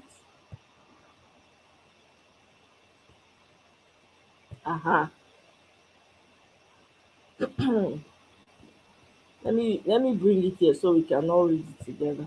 Because I'll read it, of course, you guys can't see, but I'll read it just to make sense. And I want to highlight something. He says, I'd like to categorically state that the obedient movement is not directorate of any particular political party. Any individual or individuals claiming to be leaders of this non-existent directorate, now he was directing that now to Labour Party people, are simply not members of the broader obedient movement. That was very limiting, but I'm very glad he said it. There may be a youth mobilization directorate in political parties, but the obedient movement is far beyond a particular political party. The obedient movement is a diverse and inclusive collective that transcends traditional political, religious, and ethnic affiliations. It is not domiciled with any particular party or headquartered in any particular part of the country. This part sweets my belly. This part, because to be honest with you, I wasn't very pleased with the fact that every time they say, oh, Edo State is the headquarters of Obedient. I really didn't think so, because a lot of people came together, even though, yes, a lot of Edo people, Delta people, really, they were very vocal about it. Because I remember when I started, there were even some Igbo people that were pushing back. They would come to my email, send me email, and say, I beg go, this one that I beg, they said what they said. I'm not going to repeat it here. But I got a lot of pushback from my Igbo brothers and sisters, right? Because they didn't want to, and I could understand, right? Some of them were coming from Biafra story, Nnamdi Kanu, whatever, and all of that. They didn't want any label anymore because already there was Nnamdi Kanu thing going on. Fine, we carried it, but to say, because when you do that, when you say, oh, it now, because people now start having, acting like they own a particular place, or when you carry shoulder, we don't need it. We don't. It's air, it's breeze. Anywhere the breeze settle, now there is settle. No matter where or who. Fine, yes. Edo people, Delta people carry the thing for head. I carry am for head, I hawk camp. I know that one no do me anything, because at the end of the day, wetin me dey look na the end product. Na the power behind wetin we dey do, na me dey consider. No not be say, oh, one person come for one. We're all Nigerians. At the end of the day, now the same blood they flow for all of our veins. We can argue, oh, I'm from this tribe or not this tribe forever. But the truth be say, somewhere down the line, our parents have intermarried. We are our blood the same, e dey flow all over. That being said, let's move on. Its members spans across Africa and the globe, comprising individuals from various backgrounds, including rural communities and public, private, and corporate entities, united by a shared vision for a new and better Nigeria, guided by the principles of adaptive and transformative change, progress, discipline, and democratic values. The Obedient movement advocates for fairness, equity, inclusivity, and justice. This part was mighty for me because a lot of people forgot about the fairness, equity, inclusivity, and justice part. So when other people are standing on that, there are some people who are upset. You can't be upset. Stand your stand. Support who you want to support. Let others support who they want to support. I stand for fairness, equity, and justice. I do. I don't like being cheated. I don't like people being cheated. If you say this is what it has been and it has been happening like this, make sure you match up to it. Don't come and change, move the goalpost in the end because it suits you. I'm not going to support that. Instead of me to support, I'll take a back seat. That's the kind of person I am, right? It is committed to a strictly accountable and responsible code of government. Our members are committed to contributing to the realization of a better future for Nigeria through the New Nigeria Project, anchored on loyalty, integrity, and democratic values. The Obedient movement seeks to foster positive change through a commitment to integrity, honesty, accountability, rejecting deceitful behaviors. We serve as a beacon of hope for a reimagined Nigeria and Africa, really, as a whole, where leadership is grounded in character, capacity, competence, compassion, and the well-being of all Nigerians. Let this serve as a clarification that the Obedient movement operates independently of any political party, and its membership, this is beautiful right here, it operates independently, because there are people who were saying, oh, obedient, you have to, if you're obedient, you have to be obedient. You cannot. We forget that during the last election, people came from APC, PDP, ANC, all over the parties, joining and voting LP. There were LP, there were obedient people inside APC, obedient people inside PDP. No matter how much you dislike it, but there were people that came from those parties that voted Labour Party because of Peter Obi. So when to now see people say, you now see them, because those same people have now returned and are voting for the different candidates they have chosen, some people are getting upset. Honestly, it beats me. Let people do what they want to do. Right? At the end of the day, if we have a good structure in place, if we had a good leader, if Peter B got in, we won't be having these conversations. There's so many things we will not be talking about, but here we are, right? Our focus remains steadfast on driving positive change and promoting a new Nigeria for all. This is who we are and will remain for all time. Definitely. Absolutely. Very well written. Yeah, Mr. Christopher, very, very well written. Whoever he sits with to write this, amazing. Honestly, he took care of everything, answered everybody's question in one tweet. Long though, but yeah, it was worth every read. You can't get bored reading that. So we really, really need to know what we're doing as Nigerians. We can't fold our hands and sit down and let things go bad. Because whether you like it or not, when people are now older and are gone and have moved to the other side of life, guess what? It's the children that you're leaving behind, though. Those are the ones that will suffer. Okay, if anything is happening, where do those children run to? Where would they run to? So many things that people need to think about and stop being selfish. Selfishness is not going to take anybody anywhere. And Nigerians back home need to get their asses up. I don't know. I think, and I'm beginning to believe, it's funny. Anywhere I can't talk normally without infusing politics. Everywhere I find myself, I'm having conversations with friends, family. It's all somehow I just find myself drifting again, talking about politics in Nigeria, how we can make it. It's become, I don't know. I can't even laugh. Sometimes it's difficult for me to joke around. Yeah, I laugh, but sometimes it's difficult for me to just play around with it because what is going on in Nigeria is so heartbreaking. It's so painful. I feel the pain, but I can't touch the pain. It's sad. So please, there's something going on. Dr. Oakena is doing boots on the ground. Please contribute. I beg una. The man he's doing a lot of work. Contribute to those leaflets so that they can share it. The grassroots needs to be mobilized. Needs to be mobilized. Also, General Oluchi is doing Operation Rescue Nigeria. Create your WhatsApp group. Get your people in there, 30 people in Nigeria on the grassroots. They'll be sharing information. She provides information to people to share. We got to do something. We can't fold our hands and just watch that country collapse. It will be to our shame. I'm telling you, this is no joke. It will be to the shame of everyone that such a country, and people keep saying that. I hate it when people say Nigeria is the giant of Africa. Please don't say that anymore. Nigeria is no freaking giant. Nigeria is a Lilliput. Nigeria na ant. Okay? Ant. E never performed to a capacity at all. Not one day in history. Let's not get it twisted. Okay? So when other Africans, someone not go dey brag with other African countries, hey, yeah, Nigeria. Abeg, not to dey loud down. Quiet.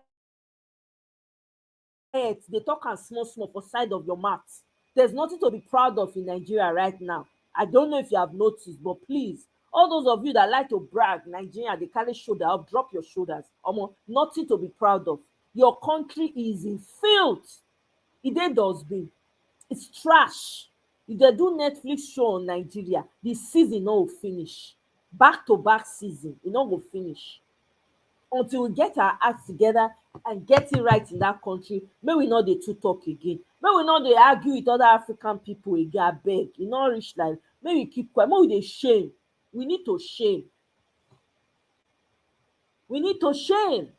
Because we never fix our house. Now, who clean im house? Na im go come outside dey brag say, see, you no go even brag because the smell, the scent from inside the house when e clean, e go scent come outside. People go perceive the scent of Izal or bleach or something when you take clean. They'll know say, this person is cleaning house. So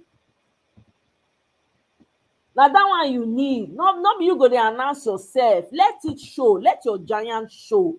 Let it be action, not be word. You go everywhere now, they brag and they see some TikTok videos. Did you know they're talking down Nigeria? You know what Nigeria? I beg you, what Nigeria? What has it done for a citizen? Now that one might be the question. Kenny, you say you have never called it name. Me too. I hesitate. I know they call them name.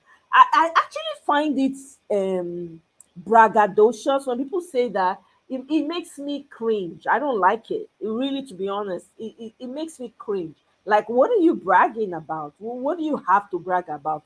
What's so giant about you? Poverty. Now you are on the bottom, you are on the top list. Crime, you're on the top list. Terrorism, you don't take top list. Human trafficking, you are on the top list. A slave market, you are on the top list.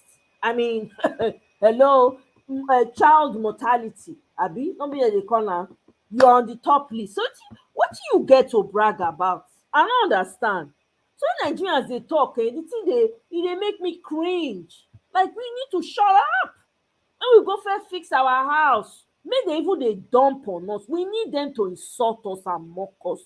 We need to get sense. They need to spit sef. They'll carry all this spit on top of us. Because we gotta get sense. All this brag, nonsense brag when people dey brag. Make dem keep am inside their house. We no need am. We have work to do. Michael, welcome o. We thank you say you come grace us today. Happy Saturday. Is it Saturday? Yeah. Happy Saturday to you. Now, Ade, how body? body dey inside cloth. You show that day. You come say I no dey hear you. I say you say make I share link the other day. I share link. You can't disappear. I can't say ye. Make I tell you wetin happen. My I Yeah, be tell me. my bed na very soft bed, California king. So when I lay on top the thing just dey do me mui mui mui mui mui. I say send link. I say make as I just arrange pillow, make I set head well. Na there. Na him the sleep carry you go. I don't blame you, my brother. E dey happen. Nothing spoil. How Nothing spoil. body? Na well done. Oh. How many people dey inside here? Na only you. Na me only me and you. Na me dey here since now. Na only nobody even dey since. Now people come start to dey come. I don rant, play video, talk. Comment dey my belle when I wan cough out. I don Yes, cough yeah. am out. This one wey Peter Obi post today, sef. I dey which day he post? He posted some days ago or today or Na so. na him I just read so now. Because Na he posted on the 6th. Let me see. It was the 5th. The 5th. I just read and finish now. You never see am? so I don't tire to read Peter Obi long epistles. Omo, this episode e necessary to read o. This It wasn't boring. It Oku, was bombshell from one to the other, like great points. Yeah. this Doyin Okupe, You just bring Doyin Okupe, I just remember. Go ahead, go ahead. Kai! you May see I that find the video of Doyin Okupe. you see that's why you can't play fair in this game. You have to be ruthless because these people, I'm nothing where telling you you. go do to nothing where you go do to they are ruthless. I'm So telling all this you. while way this guy they work with Peter Obi He was a mole. was He what was a mole. He oh was a mole. It's sad. To even open mouth, say that this man open mouth talk say Tinubu na like Jesus. Hey God. Ah! I say aye o. Na like this word be. That Peter Obi was working with a mole. He to say that give am some people for hand, make e just take do the guy any something na so. Hey God, abeg o. Abeg o. cry. I shock. I just dey pull up the video. I bin don forget about that Doyin Okupe. As you just talk am now I just remember. I no know whether I wan play am. Una Play, wan watch am? I bet play, no watch. I never really watched the interview, but as I see the thing online, it shocked me. Ah, my brother. Na so we see am o. Welcome o, Mrs. Omorege. How now? Happy Saturday. Okay, well, I'm good. I'm good. Shey you see why I tell you say I go sit down dey look. You see, you see the surprise when we all of us dey hear from Doyin Okupe. But I feel like Doyin, right? I know what his problem is. So apparently, What's when his the problem? his problem is that I believe that when that time when the news broke, say now so some kind of hanky panky he played with money, billions, and so Yeah. yeah, and I believe that at that time Peter Obi probably, in his usual calm way would say to him, doing I recommend or I would suggest that you resign so that you can go and I don't think he probably I don't think he liked that. So it's not like a woman scorned, but in a man's skin this time. Hmm. Yeah. I see where you're coming from. I mean that's very possible, but Yeah, it's like, oh my yeah, now maybe I do something inappropriate, right? And so I can't dey pally with you, and you know what? Make I can't take my mod, spoil your whatever, and they tell me say, Right. well, go and fix it. You really can't be, associating with me at this time because I have a long way to go. I have, integrity and everything, and then and then you understand, you make me Yeah. understand. Say I'll find, I know they happy kind of like, I feel like you didn't support me openly, or at that time when I don't affiliate with you strongly on all fronts. Now you're kicking me out. But it wasn't good for them at the time. Eh, you know what things so now. Is that not what the personal interest when in the talk say politics is about personal interest? But it was an old embezzlement case. That's true, Kenny. That's what you say. It was an old embezzlement case that came up. They went and they dug that file up. Mrs. Somo, but I get what you're saying about PO's integrity and all that, but I really doubt that's the reason. Well, hey, look, beg, I don't know what to say. When it comes to our situation, I'm speechless, really. Because nothing seems Because to. the truth is, Donyo Kupe, na corrupt man. Whether we like it or not, this na PDP regime. That's true.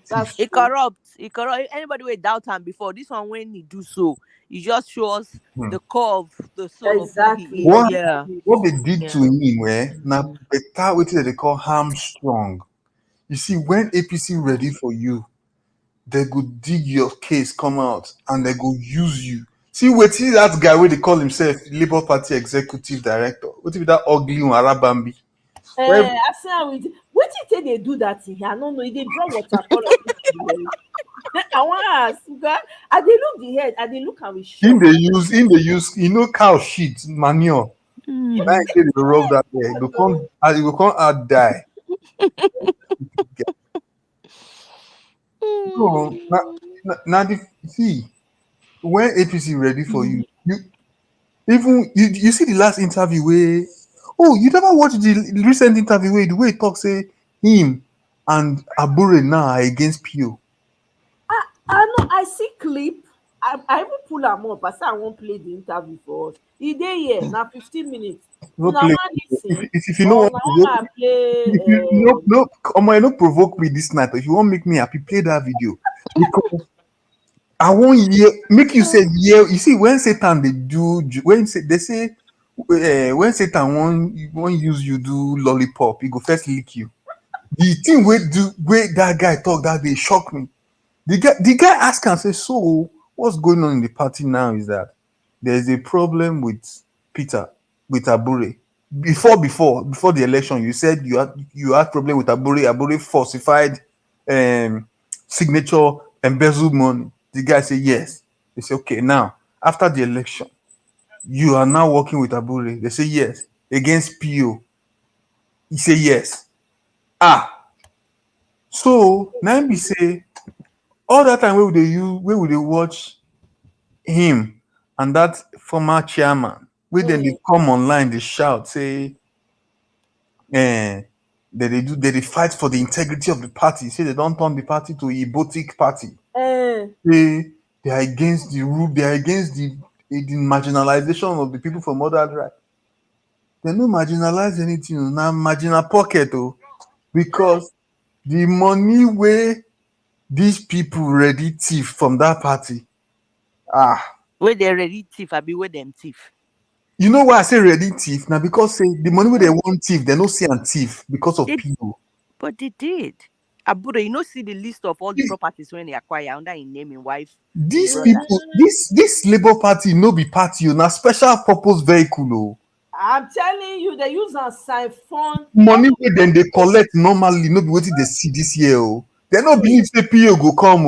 I'm telling No, you. no go come. The special purpose vehicle they get charged. The money we're supposed to see this year, they no see them because of PO. Normally, at all, say they don't see that they see like 5 to 1 billion because all their candidates go step down. You sure say I no go join them so? Hey, Oh, make I no do one when I did. You and Arab and Big go collect house together.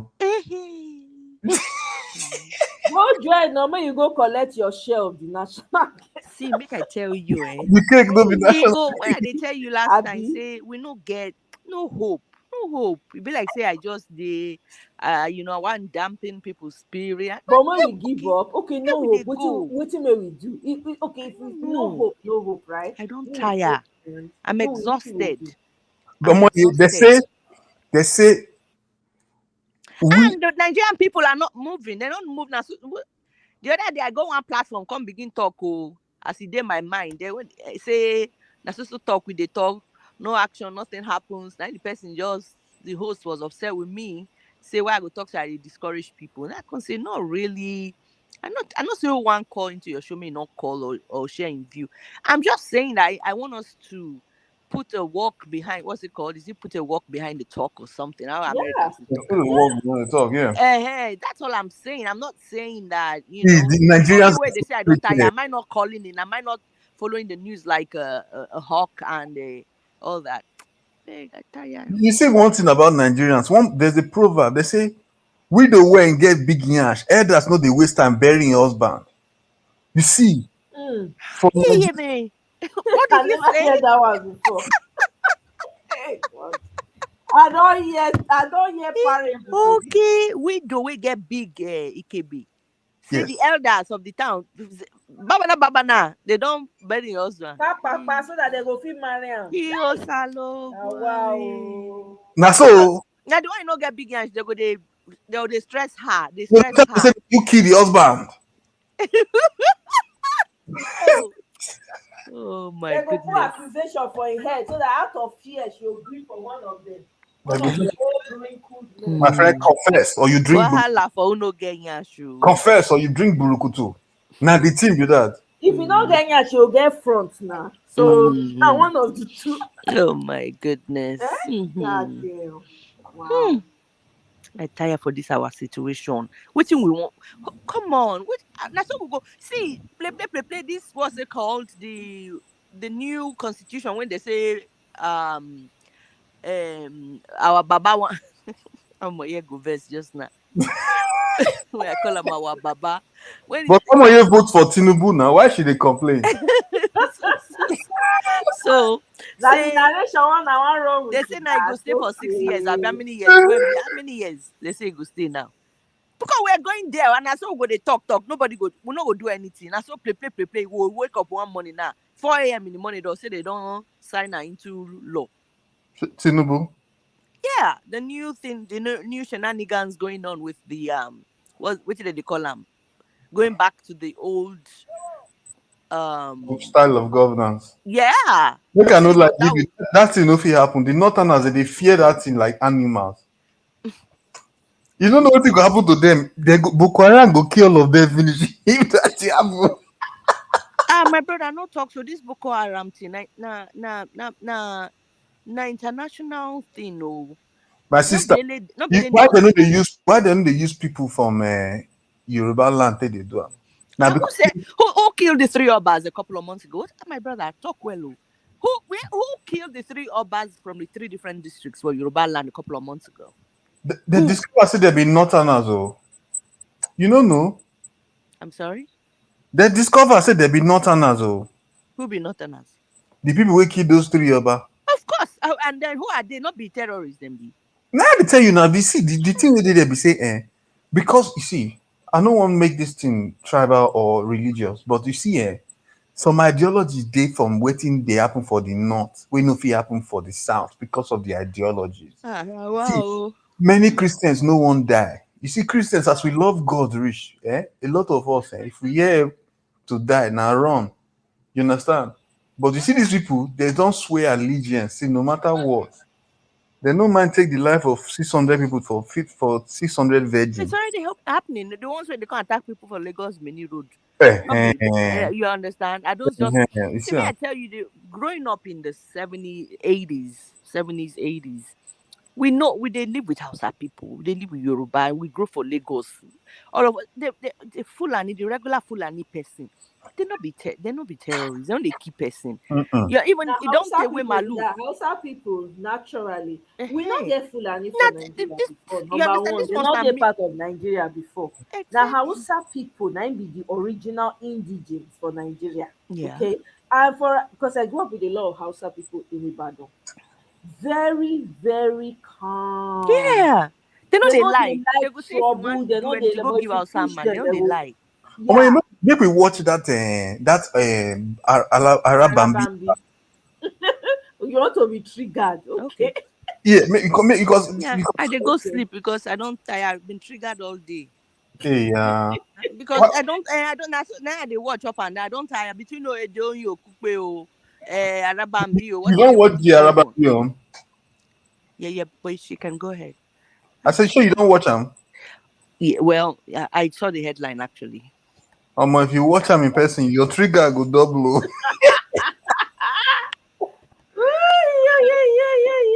Let's all be triggered together. Party right now. There's been a lot of debate on social media and off social media about this new directorate that has been announced, and we understand that Obi-dients are averse to that. But then it's also been said that who are Obi-dients anyway? We'll get all of those definitions and at least clarity to that matter this morning. We have joining us via Zoom Dr. Yunus Tanko, who's the chief spokesman Obi-dient organization. He's live with us via Zoom. And right here in our studio is Dr. Abayomi Arabambi. Gentlemen, good morning and welcome to the Morning Brief. Good morning. Well, thank you for having me. Let me start with you, Mr. Arabambi. First, are you obedient? No, I'm not a member of the I'm a member of the Labour Party. Obedient. No, okay. I'm not. But let's also deal with the your position in the party, because we know it has been under contention, and that's why you notice I just called your name. So you have Mr. Obi-Raifo, and there's you as well. Who is the National Publicity Secretary of the Labour Party? So we can clear that before we delve into the other matters. Well, I have the instruction of the National Chairman to be here this morning. Which National Chairman? Julius Abure, Public Secretary, and I will, shed more light on that in the course of the program. Okay, so just to be clear, because those are things we need to take out of the road before we move forward. So you and Mr. Abure, you are in talking terms now. You are now back together. Yes, 100%. But does he have a right to appoint who the publicity secretary? Isn't that the No, I've been appointed before. It was disobedient Peter Obi, that actually came to alter the status quo, and we've been able to know who's our foe, who is our friend. So we, the original chieftain, merged the National Publicity Secretary. Who? Mr. Ifo. Yeah, that's why I said, there are a lot of, explanation, to that. And that's why you see us. The argument here is it's great to hear that you and Mr. Abura are in the same ship. Yes. That's a good thing. Some level of stability, perhaps. But Mr. Julius Abura is the chairman of the party based on the convention. No, not based on the convention, based on our neck in Benin. Is that based on our neck in Benin? So what happened to the convention that happened? Precisely. You see, the convention, there have been a lot of issues because, there was a rescinding order, remember, in last year. But it was this same Mr. Peter Obi, NLC, that actually, push Julius Abure to disobey that court order until when the Court of Appeal set aside that order in March this year. And when a court give an order, you must obey it, whether it is against you or it is for you. So these same people are now the one even saying we have suspended Abure, somebody has removed Abure, even when they knew all of them planned the convention together, but something, between them happens. And that was why you see Mr. Peter Obi coming out to say, oh, I'm not going to regulate the convention. And even today, the name of all of us from NEC Benin is on the ANE website. You can Google it. You won't see any changes on the ANE website regarding the national officers. So Mr. Julius Abure was duly elected in Benin as our national chairman of national secretary, while we have Alhaji Farouk from I'm a national vice chairman, Northwest, moving to the national secretary. And I seated there was even the promoter, the mover of that motion. So are you saying by the records now, whatever happened, where is it Newi now? Yes. It's invalid. INEC did not even give any credence to that, to whatever happened in Newi. But why am I here was to set the record straight about misinformation from most of disobedient about NLC setting up a caretaker committee on the altar that, somebody tenure has expired, somebody tenure has not expired. I think we also need to delve into that because there have been a lot of misinformation from most of disobedient, but we, that actually piloted the affairs of the party in line with Section 122 of the Nigeria Constitution. That is why yesterday, in our discussion, all of you saw the press release I did yesterday against, Mr. Peter when he was saying obedient and not member of Labour Party. And we are quite happy that at least for now, he said obedient and not member of Labour Party. So we wish them wherever they want to go. Labour Party remain Labour Party. He said obedient and not member of Labour Party. That is fine by us. Before we begin to explore that, Mr. Arambe, I'd like you to provide clarity on some issues that you just raised. First of all, since when this reunion with Mr. Julius Aburi happened, and does this mean that all of those charges that you initiated against Mr. Aburi have been dropped? You've withdrawn them from court. And in that mix as well, does the convention not give power to the NEC? You're saying that the NEC you're here on the authority of the NEC. So does the convention not give power to the NEC? I hope you understand the question, in line with the laws of the Labour Party. No, what I mean is this. Anything done by anybody, during the pendency of a substitute order of a court is a nullity. But what I'm saying is this. These same people fighting with Julius Aburi now are the same promoter of that disobedience, to the court order then. Because when Joseph Muazu of the FCT High Court restrained Julius Aburi and 4 others, that was when Alhaji Apapa, came on board. But Mr. Peter Obi quickly organized a NEC meeting in Asaba, for expulsion, for suspension. But when the Court of Appeal, gave the judgment in favor of Julius Aburi, we are law abiding, told the part of anybody, disobeying court order. Because it's going to bring anarchy. That was respected, and we as a party, all of us decided to come together. It's someone for a peace meeting between us, and that was when we got to know that the obedience they are talking about, they even have their own hidden agenda, and that hidden agenda is not in consonant with the spirit and letter of those of us in the Labour Party, and that what causes the division between them and Julius Aburi. So the thinking now.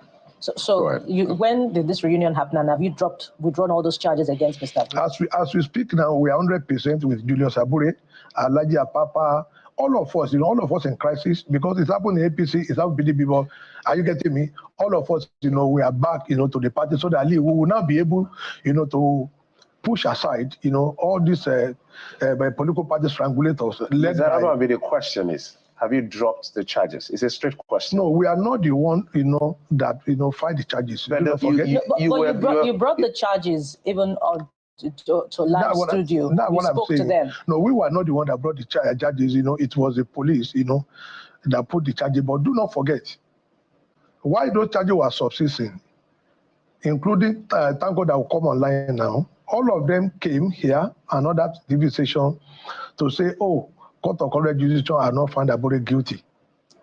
That was, what they were promoting then, even including Peter Obi and JLSC Joe Ajero. And do not forget, it was in that same secretariat that Joe Ajero invaded that secretariat against us, calling us all manner of names, including rodent.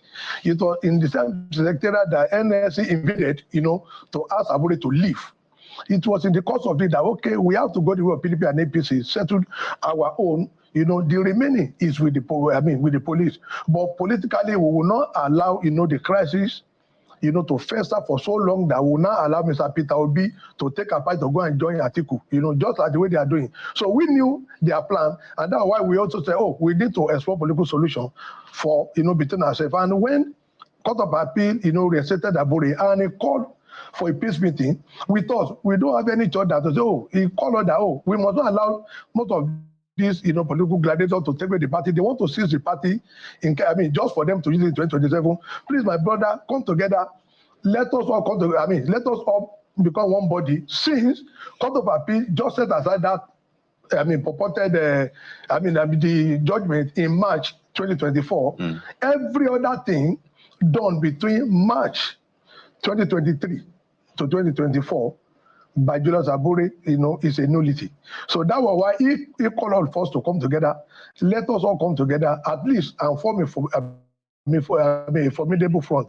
So as we speak now, right, all of us in Labour Party, we have become one body against the Obedient and Mr. Peter Obi. So you don't believe that Mr. Abure is a forger? I remember that case, perjury. No, I said forgery. that is pending before the police. But you personally don't believe it.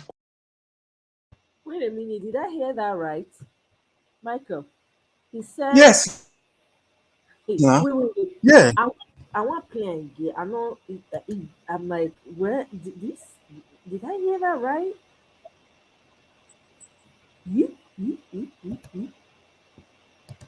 So you don't believe that Mr. Abure is a forger? I remember that case. Front.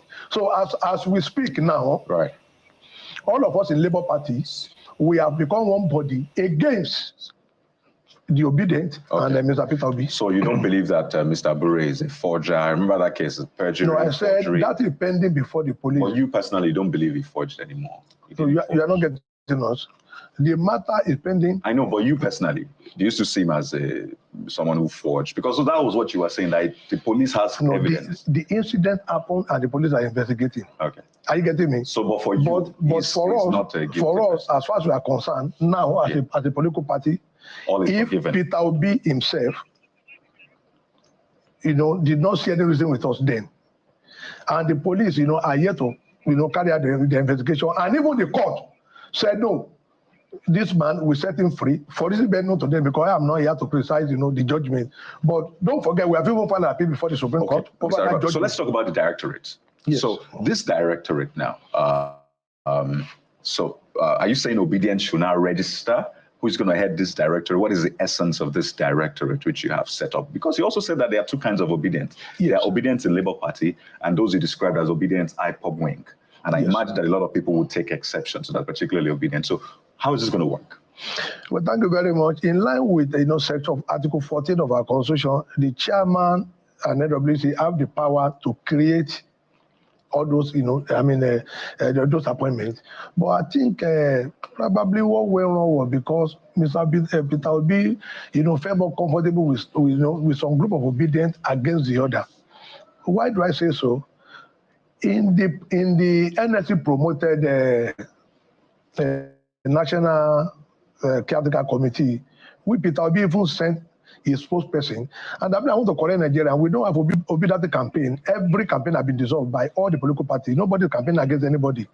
Dr. Tanko could be referred to as media assistance or the spokesperson of Mr. Peter Obi, which will not be mentioning Obi-dient because we are not campaigning. INEC has not opened a presidential campaign so that they can get that further because it's only Labour Party that is still using that name, acronym, as if to say maybe we are in a sort of contest with the city president.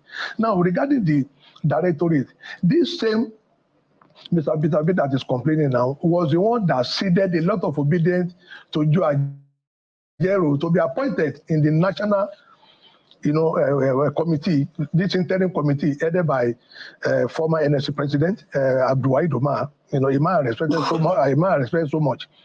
But when Julius Abure and us, we start together that okay, there are some Obedient that say, look, we don't like the way Mr. Peter Obi is going. Let us, pitch our tent here so that we can have a new Nigeria of our dream. Then he now came out to say, oh, Obedient are not loyal to anybody. Now, if they are not loyal to anybody, then who submitted the list to Joe Ajero for them to be appointed as member? I have their names here. Member of the National Caretaker Committee, even though it is illegal, they know. Mr. Peter Obi supported it. He supported it 100%. He sent Dr. Yusuf Tanko there to go and meet them. He supported it. Dr. Tanko even read his own statement there, during the inauguration, of people I will call. So from what we're comedians. seeing now, Mr. Arabambi, the war has moved from Mr. Lamidi Apapa, yourself, Mr. Arabambi, against Julius Abure and his team, to now you, Julius Abure, against Peter Obi and the Obedient movement. Is that what we're dealing with? Yes, that is what we are dealing with presently now, because they have a mission to use Labour Party as a tool to destabilize Nigeria, and that is what Abure told them. No. Nigeria might be surprised that what they call the friction between Julius Abure and Mr. Peter Obi, it is just simple for one singular reason. Julius Abure will not allow anybody to promote Labour Party as a party that will divide Nigeria in future. Right. That was the division, and he has to retrace his head back, to... Sorry, Kyle, just before he goes, what happens to Oluchi? Is she part of your team? Colucci, as we speak now, has decided, to move over to Mr. Peter Obi's side. That's a national. So Yeah. Alucci is the national treasurer that was suspended. Yes. Okay. Mr. Arababi, we have to thank you so much. I wonder if this will then lead to you making a decision. And I'm talking to Mr. Abure about Mr. Peter Obi. Maybe are you planning to suspend him or take decisive action? Well, I don't think it's a question of suspension. He has made the point clear that he's still a member of the Labour Party. No, with the way we are looking at him now, he doesn't seem to want to work with Labour Party, because what he wants to do for them was to plan, the suspension of Abure, which it is utterly null and void. That's number one. Number two. Okay, quickly. Number two, if you want to stay in Labour Party, he must respect the party constitution. He's just a member of the party. He's not the leader of the party. The error most of them make. He's not a leader of the party. What do you mean by? Yeah, in our Labour Party constitution, now chairman is the leader of the party. If we are different from PDP and APC. Oh, okay. This was what they thought is operative in our party when they were coming from PDP. The national chairman is the leader, is in our constitution. So if you have a presidential, if somebody that won the presidency, yes, and you have a national chairman, who is now the lead? Who is going to be the leader? Our constitution does not, No. He's the national chairman. And let me tell you, we have a president. My father, was a member of UPN. The president is before the national chairman of UPN will come. I mean, APN. UPN, even when Awolowo is, the one running for president, the national chairman, the Awolowo will have to be on ground before the national chairman. Even in the state, Onabanjo will be there before the national chairman. We have to anchor at this point. Clearly, this is not the end, but we have to thank you so much, Mr. Bayomia Bambi. It's quite interesting to see that the enemy of my enemy is now my friend. Thank you so much for your time.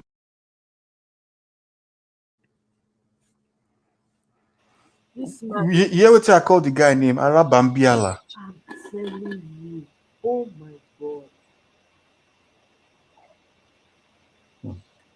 These ones, they don't throw humility out of the window. Telling you. Honesty, don't enter keke, leave these ones behind. I'm telling you. Fact, honestly. Come to think again, those aboki where they dye hair for road. Now him they die guy hair. I see na color pencil this man use. I mean that the way that hair sharp, and if you want cut cake for wedding, if you put in your head, the cake go slice into two because the guy carry those. You never see those aboki where they dye hair for street. Now so that they die though. Yeah. Very aggressive. Yeah, when they go meet all these Hausa people when they die here. Now that one, so they carry like 2 scissors and 1 paco. They go feed their soul. Hey. That guy don't forget integrity where he did. He don't leave integrity. He don't get any integrity at all. My God. He really did. He said that. He said, since Mr. Obi has said, Obi-dient is no longer LP. So me, I wanted him to say the names of the people that he claimed that they recommended. You know what's funny? My question is, why did Channel bring him over? It's to cause problem now. What else?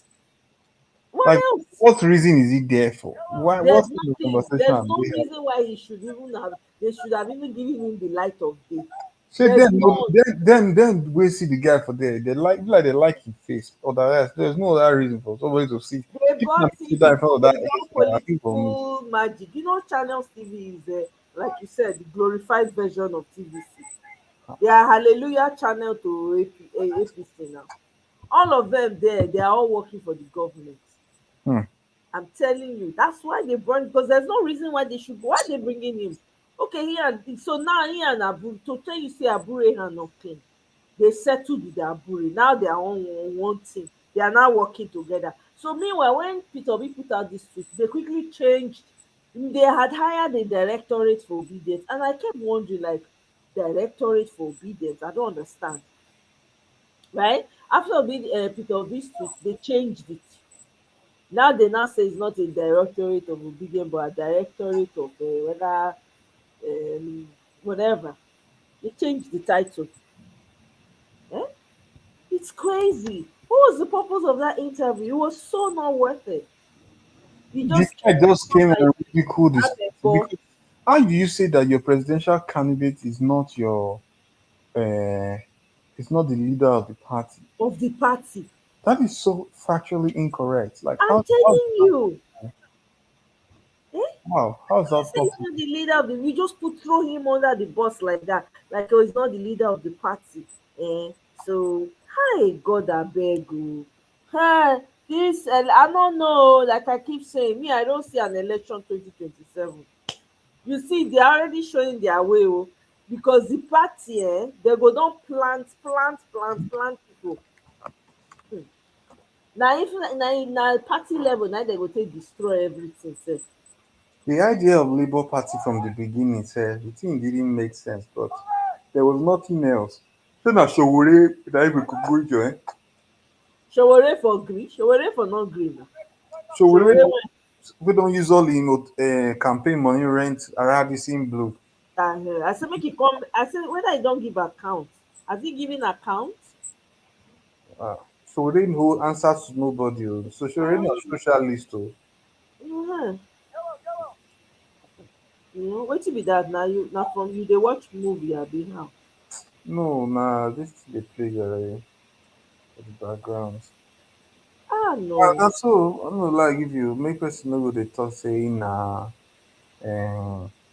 king of the jungle. For this business, and you have to be ruthless. You see you see American politics now, the way they pursue Trump up and down. Now. If Trump enter now, he start to pursue them up and down, they go begin cry. Leave am, you no gree. Leave am, you no gree. If he enter there now, he begin pursue all of them now. Because all of them, nobody hand clean. Nobody. I don't know, man. But I really want to watch that Donyo Kupe's interview because I didn't watch it. And I got furious because I felt so. The thing hit me somehow.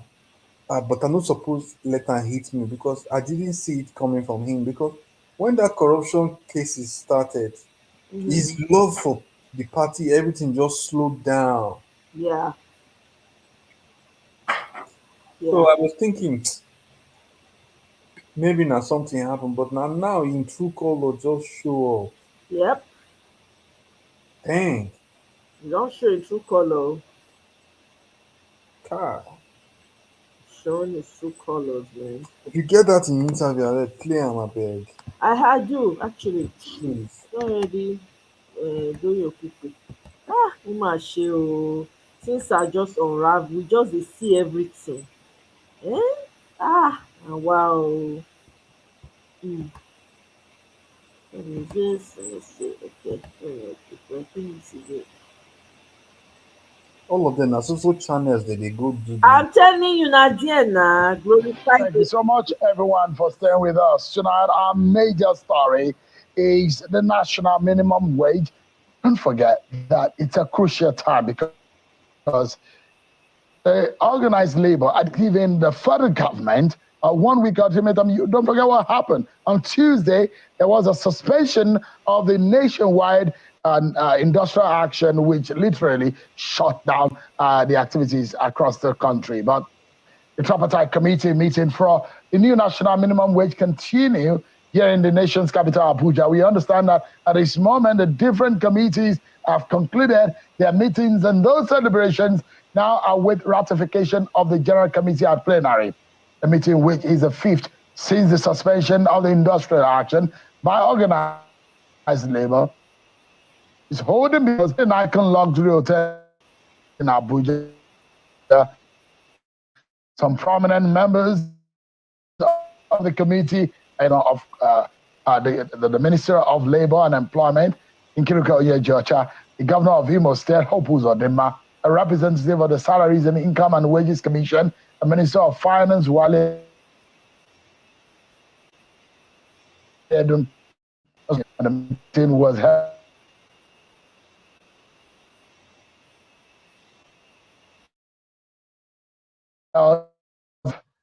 Let me allow you to listen to the respondent. I think it was the Governor of Imo State, Hope Uzodinma, who spoke after the the committee meeting, we proceed to the plenary. This just a few minutes before we came on air. Take a listen to the governor of Imo State, Hope Uzodinma.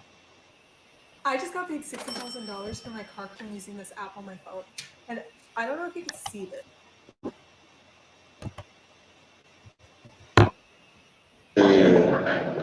Had a very fruitful deliberation, and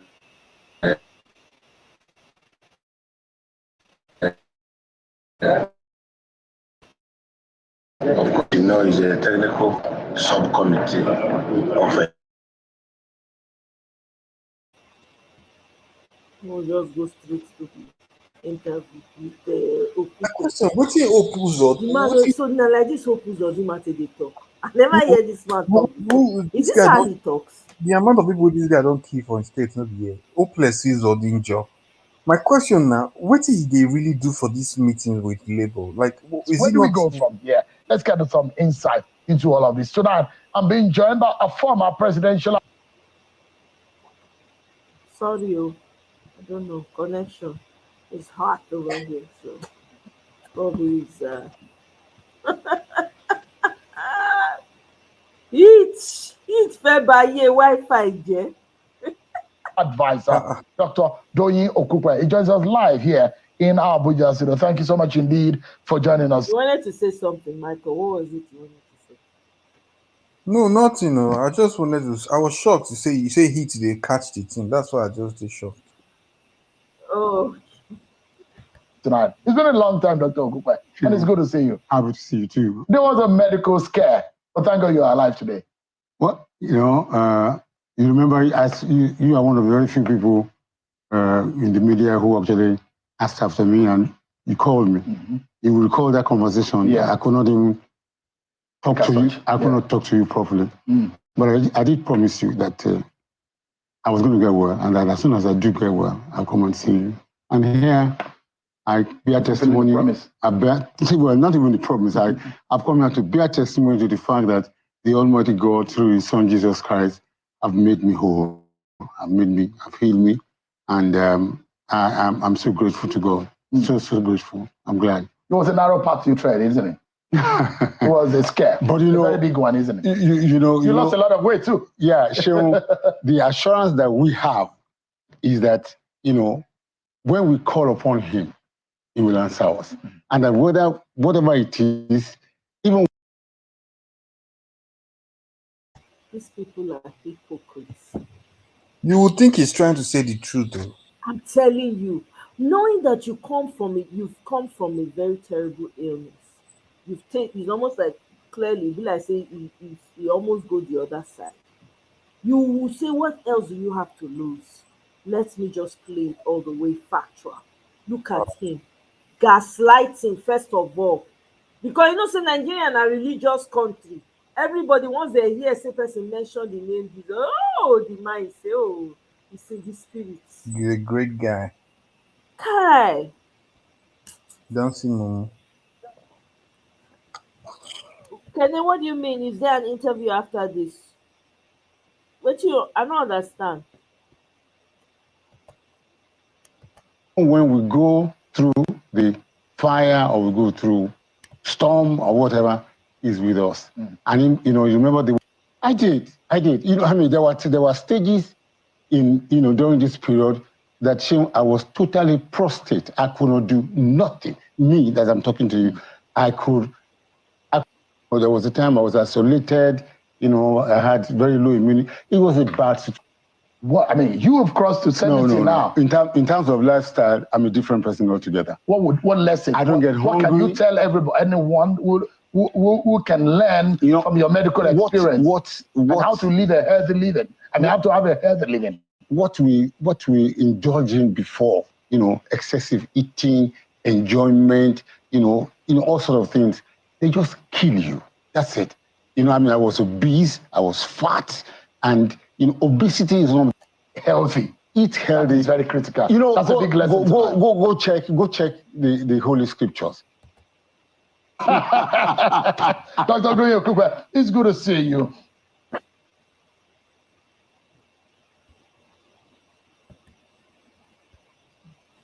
A major story from a president. First off, if you haven't made money with AI yet, don't worry. AI is the biggest President Goodluck Jonathan. Yes. Now, what we're seeing now looks mild compared to what we saw in those other governments. But what would be a big lesson that you think that anyone who is in government today should learn from relationship with labor and in this kind of negotiation? You know, government must at all times. And, you know, I'm happy. Well, even, I mean, the Buhari administration, as bad as it was, they had somebody who had sense, you know, to handle. Labor is just as important as petroleum ministry or health or education. You know, so, you know, we've got to have people who have experience, who have knowledge, who are educated, who have patience, you know, and have conscience and patriotism to handle labor matters. Labor matters has to do with the working class, you know, and the working class are the group of people who lay the golden eggs. You know, their affairs should not be just, you know, treated, you know, with lackadaisically. You know, anything that has got to do with labor, anything that's got to do with disagreements with wages and all that, and welfare of, you know, of workers should get government's top attention. Yeah. So I'm going to play a footage for you to listen to. And this one coming from the Secretary of the Government of the Federation. It got a lot of people talking actually about the capacity of government to pay. I'm going to come back to the NGFs and their position. Whether that those who disagree, that let state government not come with that argument of them not having capacity to pay, because they are supposed to have looked inwards and you know, find monies other than FAC application, rather than relying on FAC, because they are saying a lot of the state government cannot just pay. But let me allow you to listen to everyone, remind you of what the Secretary to the Government of the Federation said. He said, even him, he has about 4 drivers. He cannot pay 100,000 naira. But let's listen to his explanation. 100,000. I can't afford to pay my driver 100,000 because they are 4. Then how much do I have? And these other people, dependents. And so we came to speak to you, to explain our position, to let you know precisely. Labor started with 600. That moves the wage bill to, that's the federal loan, to 9.9 trillion. Where will we get that money from? Labor said, which moves it to 5.something trillion. Where will we get? We are saying no. Please, this is what we can afford. And there are housing schemes. By the time, in fact, a lot of the Federal Housing Authority are going around the state collecting land. And they have access to facility that will create housing for a huge number of the Nigerian people. So, that's on one part what he said about the affordability on the side of the federal government. There's this part that is also very interesting, which is one of the things that he said. In fact, he feels that it is a treasonable offense for you to shut down the national grid. And he's picking an offense and picking all in the decision of the organized labor to shut down the national grid for those 2 days. It's been shut down since 2 a.m. of Monday up until about evening of Tuesday. That hurt really badly, and the federal government felt the pinch, and they were very unhappy. Take a listen to the SGF on that. Everything this government is doing is people-centered.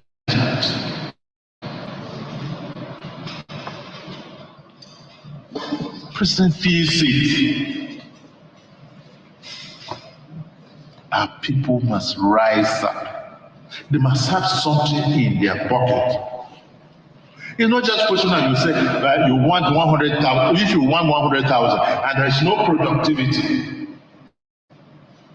and all we are looking at what productivity, power sector. This is what we are doing, and so on and so forth. Look, when you go on strike, you get 15 days notice. They didn't. But nowhere in the world has legal tampered with the national grid. You don't, it's treason. Treasonable felony is economic sabotage.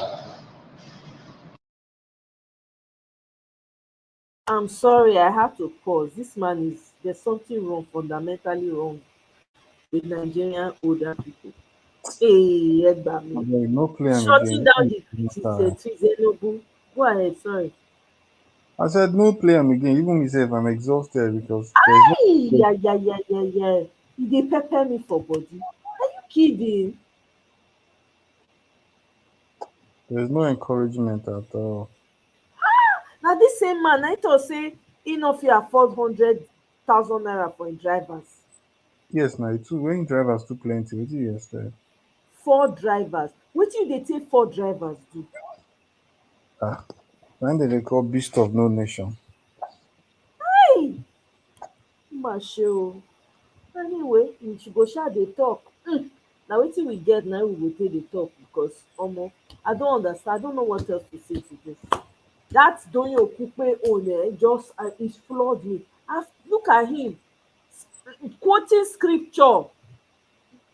All these people when they go church, and I just want to do quote Bible na the worst pass. No play with them. Oh. Scripture. No play with them. Oh. You come out from such illness wey almost take your life because according to what he's saying right now, you cannot even come and talk. Instead, you dey compare a clear criminal, a drug dealer. Ah, oh, Koko Bioko. Eh, if you get anything to talk, abeg, make I shut this thing down. I'm tired. Hi. See, to be honest, that interview don't drain the energy within my body. Maybe we'll continue to go around because to be honest, I'm tired. Because I dey go bed now. Don't go instead of make I go sleep with the one wey I carry since morning. I don't had more join. Yeah. See, Nigeria is a failed state. Completely. And it's better people start realizing it. It's just that the people will live inside there. If Tinubu do election tomorrow now, they go still vote for Yeah, because that's the thing. him. It be like juju. Be like juju. They'll go share noodles. This time they'll share one strand of noodles, give them. And they go to queue up pay. Hey God, oh, wow. Hey, they'll give them one packet of Indomie noodles. Not be boxes again, no. They go open and they give them one pack. Poison, no. And Indomie noodles are poison. Let people dey chop it for body. Indomie noodles. Yes. If people see what they inside that thing, they go bury themselves. I'm telling you, poison. They feed them poison. They go see them, they Indomie. wash I people care the country where do the Indomie set. Indomie na chemical anywhere. I'm telling you. God forbid. Yeah? Ta. People go queue up, they will give am to their children. I don't know say that they oh no, all this imported food, all this Indomie noodle, all this is why not dey, not be Ask you part now. of us. See, Then they don't keep God is brainwash people so. now God is in Nigeria because every time the APC do election, the kind of Indomie wey they share e reach to question whether they use am do juju. But this Then one, they use am because these people see as people dose am we suffer this level of suffering as the suffering heavy reach people still dose am.